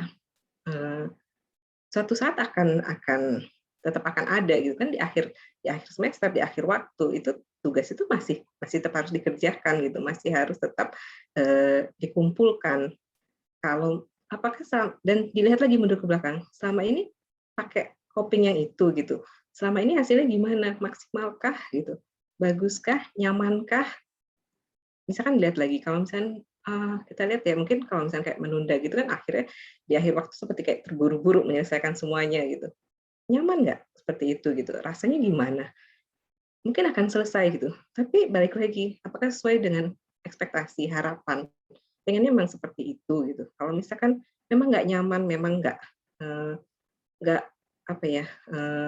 nggak sesuai dengan harapan kita, coba evaluasi. Mungkin memang harus ada yang diperbaiki gitu. Kembalikan lagi ke prioritas dan keinginan. Prioritas apa? Keinginannya apa?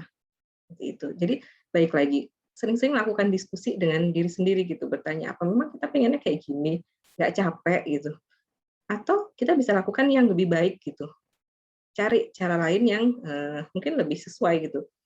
Sebenarnya kan mungkin kalau yang ini ya, kayak kalau saya kan sebagai PPDS ya, saya juga bisa memahami kalau misalnya tugas banyak, numpuk gitu, kayaknya lebih menarik untuk nonton drama atau kayak jalan-jalan gitu. Kayaknya sekilas kayak bisa menenangkan ya. Wah, rasanya enak nih, rasanya lebih nyaman. Tapi kan sebenarnya di dalam hati, mungkin meskipun ditekan jauh gitu ya, tapi kan sebenarnya di dalam hati ada cemas, ada nggak nyaman, tetap kepikir yang A belum dikerjain, B belum dikerjain, C belum dikerjain, gitu terus. Beda kalau misalnya kita coba hadapi gitu, dikit-dikit, mungkin sisihkan waktu sehari, tetap sisakan rutin, konsisten 1 atau 2 jam, fokus pada yang mana. Tugas A yang paling pertama, oke A.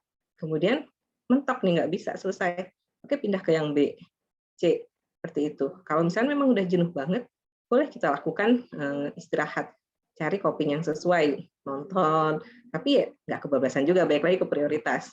Status kita sebagai apa sih saat ini? Gitu. Seperti itu, Dokter Ivan. Oke, berarti kita juga nggak hanya ngelihat reward sesaat dari tindakan prokrastinat, menunda pekerjaannya ya, tapi lebih juga ngelihat konsekuensinya ke depannya ini kayak gimana.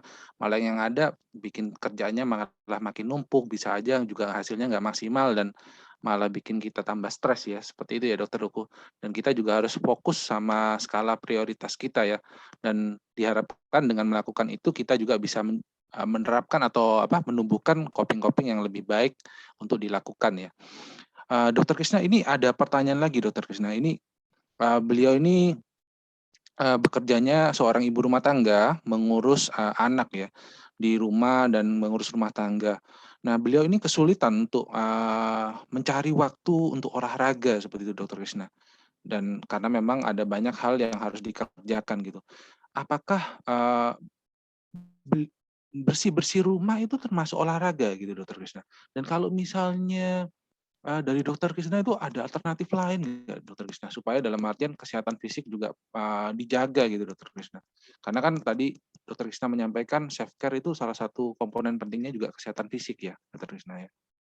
Ya, baik, terima kasih Bu untuk pertanyaannya. Kalau memang kesulitan untuk punya waktu olahraga dan memang tadi ya kegiatan rumah tangganya, aktivitas yang Ibu lakukan juga ya melibatkan fisik, ya, aktivitas fisik, bisa juga itu dijadikan sebagai salah satu cara kita untuk menjaga kesehatan dari area yang fisik, Bu. Dan memang ya sebenarnya exercise itu kan memang sesuatu hal yang direncanakan, hal yang dilakukan memang dengan ada tujuannya, ada goals-nya. Kalau memang ini kesulitan sekali ya untuk bisa pergi keluar untuk berolahraga, contohnya bisa saja Bu melakukan kegiatan olahraga yang dari rumah, exercise yang dari rumah juga bisa. Di sela-sela Ibu tadi ya, kalau memang sulit sekali nggak apa-apa, kita jadikan aktivitas bersih-bersih, nyapu, pel, nyuci itu sebagai exercise kita. Tapi kalau memang ada waktu lagi dalam weekend-nya Ibu dan nggak bisa keluar, maka Ibu bisa lakukan kegiatan exercise yang di rumah. Mulai dengan tadi lihat dari YouTube atau lihat dari televisi ya, kan ada beberapa tuh ya tutorial untuk mulai melatih yoga di rumah, exercise dari rumah, kemudian siapkan matras, ya sesuatu yang tidak membebankan, yang tidak membuat Ibu jadi makin lebih berat lagi atau punya tambahan pekerjaan. Dan itu bisa dilakukan contohnya di atau minggu, seperti itu. Kalau memang dulu suka senam gitu ya, tapi lagi nggak bisa pergi senam atau aerobik, ya sudah bisa nonton dan bisa senam sendiri di rumah. Semoga itu bisa menjadi alternatif ya untuk Ibu. Oke, jadi harus pintar-pintar cari alternatif ya, seperti itu ya Dokter Krisna ya.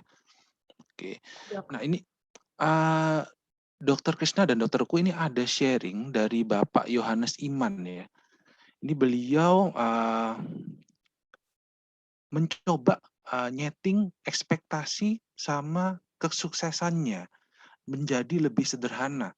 Dulu beliau ini ada punya waham atau keyakinan-keyakinan yang cukup dahsyat gitu ya.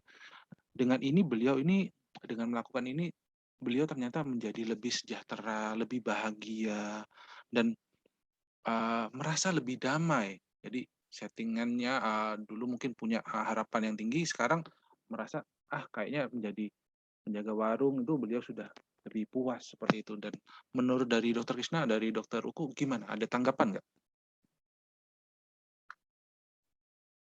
Mungkin dari Dokter Uku dulu. Baik, terima kasih Dr. Ivan. Terima kasih untuk Bapak Yohanes untuk sharingnya. Ini luar biasa ya, saya apresiasi ini cara Bapak untuk membuat diri Bapak nyaman dan sejahtera. Kemudian juga ini juga termasuk salah satu bentuk mencintai diri sendiri ya.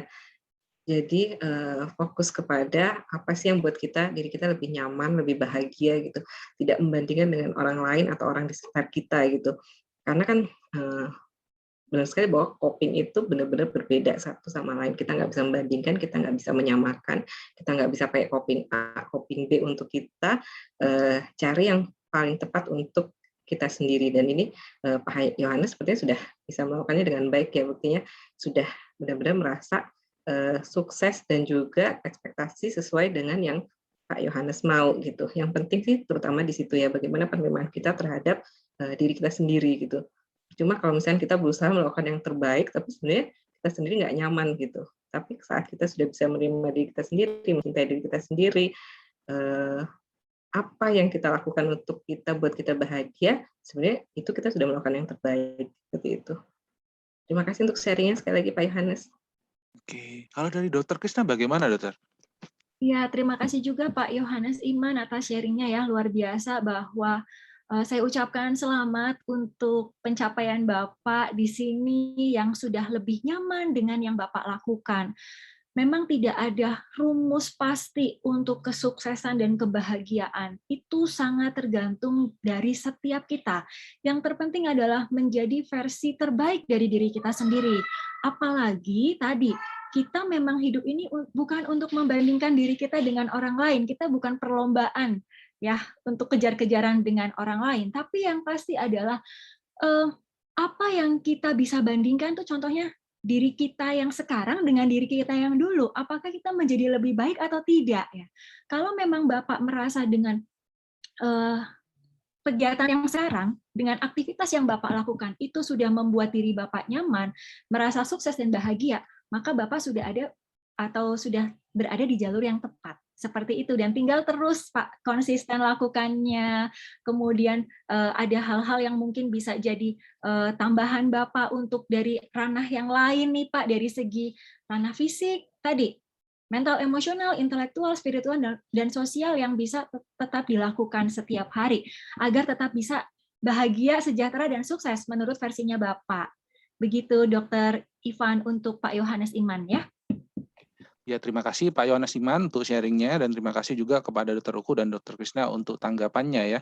Dan tadi Pak Yohanes Iman selamat udah melakukan yang baik dan itu sudah membuahkan hasil yang baik buat Bapak. Dan mungkin pesan yang perlu diingat adalah coba untuk tetap meningkatkan dirinya sambil tidak membandingkan dirinya dengan orang lain di sekitarnya ya. Fokus dengan malah diri yang mungkin di masa lalu. Kalau misalnya sudah baik, ya dilanjutkan seperti itu. Oke, ini Dokter Uku ada satu lagi pertanyaan dari Ponisih di Jakarta, Dok. Beliau tanya, bagaimana nih cara mengalihkan coping yang salah nih, yaitu makan junk food. Ini kan tinggi karbohidrat, tinggi lemak juga nih, kan tidak sehat seperti itu, Dokter Uku. Mungkin ada masukan, Dokter Uku? Terima kasih untuk Ibu Ponisih ya. Yang baik adalah kalau kita coba cari tahu dulu ya, evaluasi apakah yang makan junk food dalam jumlah banyak berlebihan itu sebenarnya apakah bentuk pengalihan kita dari masalah atau pengalihan kita dari emosi atau rasa nggak nyaman gitu. Sebenarnya intinya apa gitu, apa yang sedang kita hindari, apa yang sedang sampai kita melakukan atau ya makan dalam jumlah banyak tadi ya. Kalau misalkan memang kita sudah cari masalahnya, ternyata oh ada masalah tertentu memang ya, jadi kita lebih fokusnya ke masalah saat itu gitu. Bisa nggak kita selesaikan masalahnya? Seberapa jauh kita bisa fokus ke masalah itu? Kalau misalnya memang nggak bisa, mungkin bisa minta bantuan ya ke orang sekitar, terutama dulu ya, orang di sekeliling kita gitu, orang terdekat kita. Terus kalau misalkan memang itu masalahnya di emosi gitu, memang kita yang kalau misalnya rasa nggak nyaman, memang pengalihannya jadi ke makan gitu. kira-kira ada nggak sih hal lain yang bisa kita lakukan selain makan gitu, yang nggak berhubungan sama sekali dengan makan gitu. Mungkin aktivitas fisik kayak mungkin lari, olahraga, jogging, jalan santai gitu. Jadi tetap kita cari hal-hal lain yang sifatnya lebih positif gitu. Jadi padahal kan kita tahu nih, Bu Polisi juga udah menyebutkan bahwa ini kan tidak sehat gitu ya. Berarti kan sebenarnya sudah bisa menilai bahwa apa yang saya lakukan ini sebenarnya nggak tepat gitu.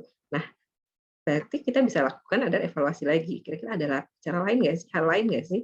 Dirunut satu-satu. Oh, kayaknya bisa nih jalan kaki gitu, jalan santai keliling rumah gitu, aktivitas fisik, atau ngobrol dengan keluarga, atau ya ya cari lagi kegiatan yang lain gitu. Jadi tantang terus, evaluasi terus, coba. Seperti itu Dokter Ivan. Oke, berarti kalau memang ada masalah, sebelum kita lakukan coping ini, kita juga perlu mungkin sharing atau menyelesaikan masalahnya ya, atau minta bantuan sama orang ya, Dokter Uku ya. Dan kita mungkin perlu mencari alternatif-alternatif lain, karena kalau kita lihat konsekuensinya dengan kalau ini berlanjut malah kurang baik seperti itu ya, Dokter Uku ya. Oke, Betul sekali Dokter Ivan. ini ada satu pertanyaan, mungkin pertanyaan terakhir nih dari Putih Sekar Melati nih. Mungkin bisa ditujukan ke Dokter Uku dan Dokter Krishna. Beliau udah mulai merasa cemas, Dok, sama takut. Karena ada info yang mengatakan bahwa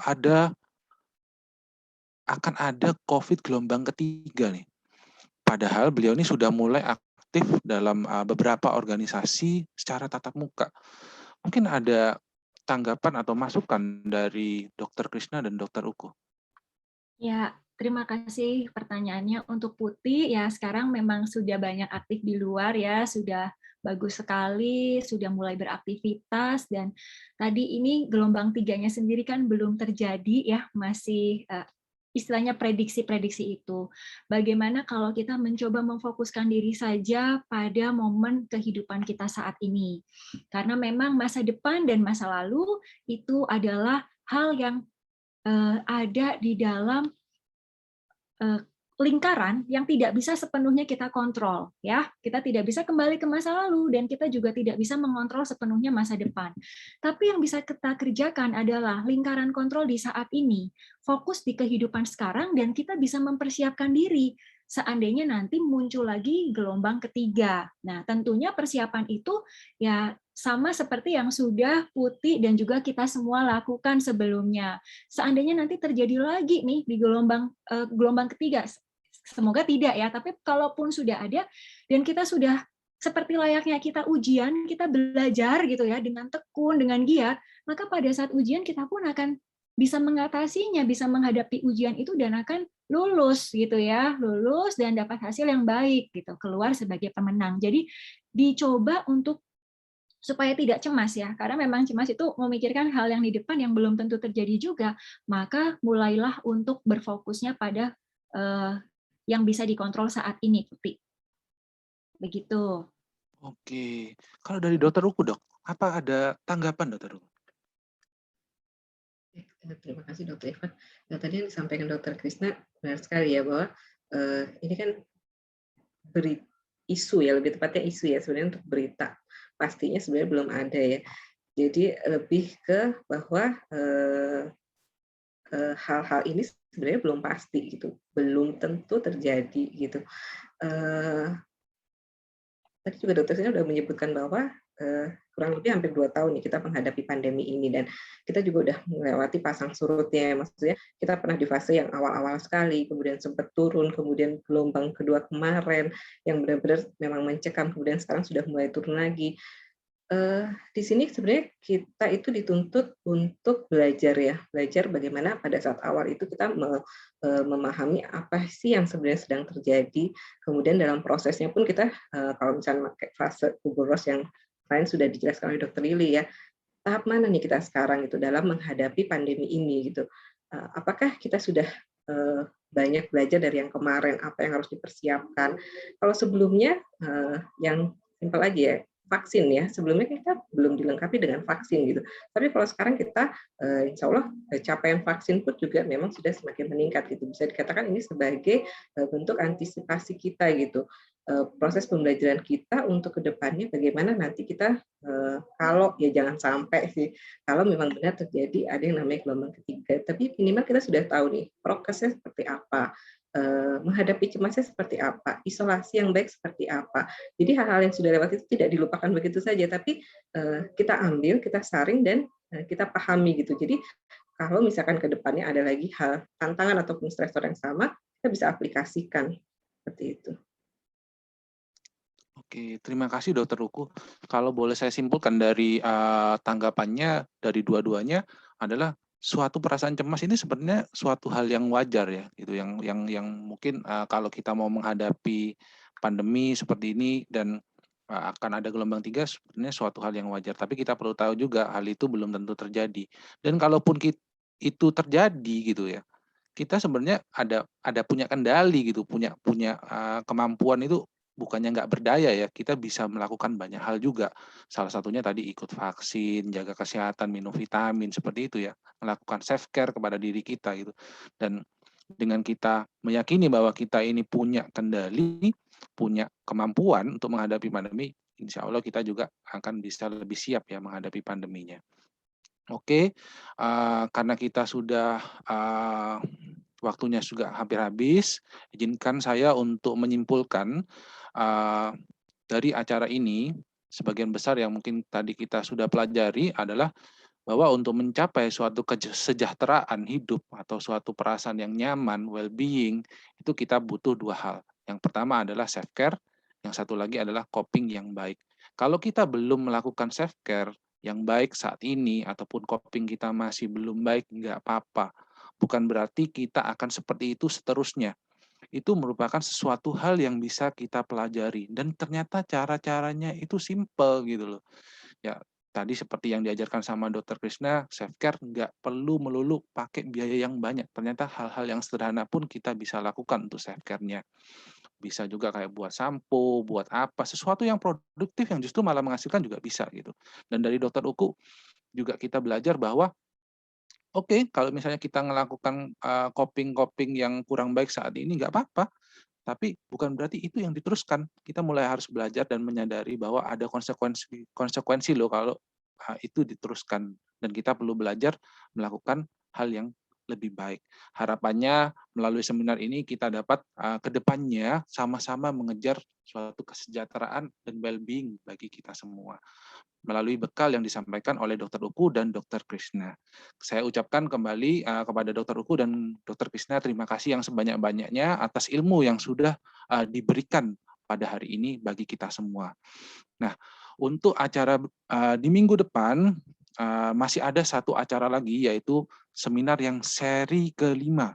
Nah, di seminar yang seri kelima ini topik yang akan disajikan itu tidak kalah menarik dan justru sangat menarik banget nih, yaitu fokusnya pada kesehatan mental ibu. Nah, ini bagi ibu-ibu ini suatu hal yang penting untuk dipelajari.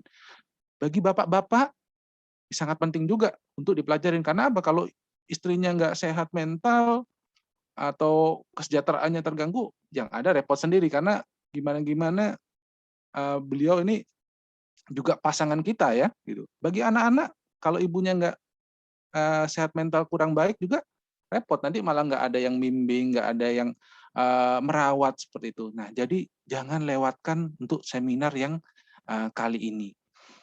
Nah, untuk seminar yang akan datang wajib untuk datang. Nah, izinkan saya untuk juga menutup. Saya ucapkan terima kasih. Mohon maaf sebesar-besarnya jika ada banyak kesalahan kata yang saya ucapkan.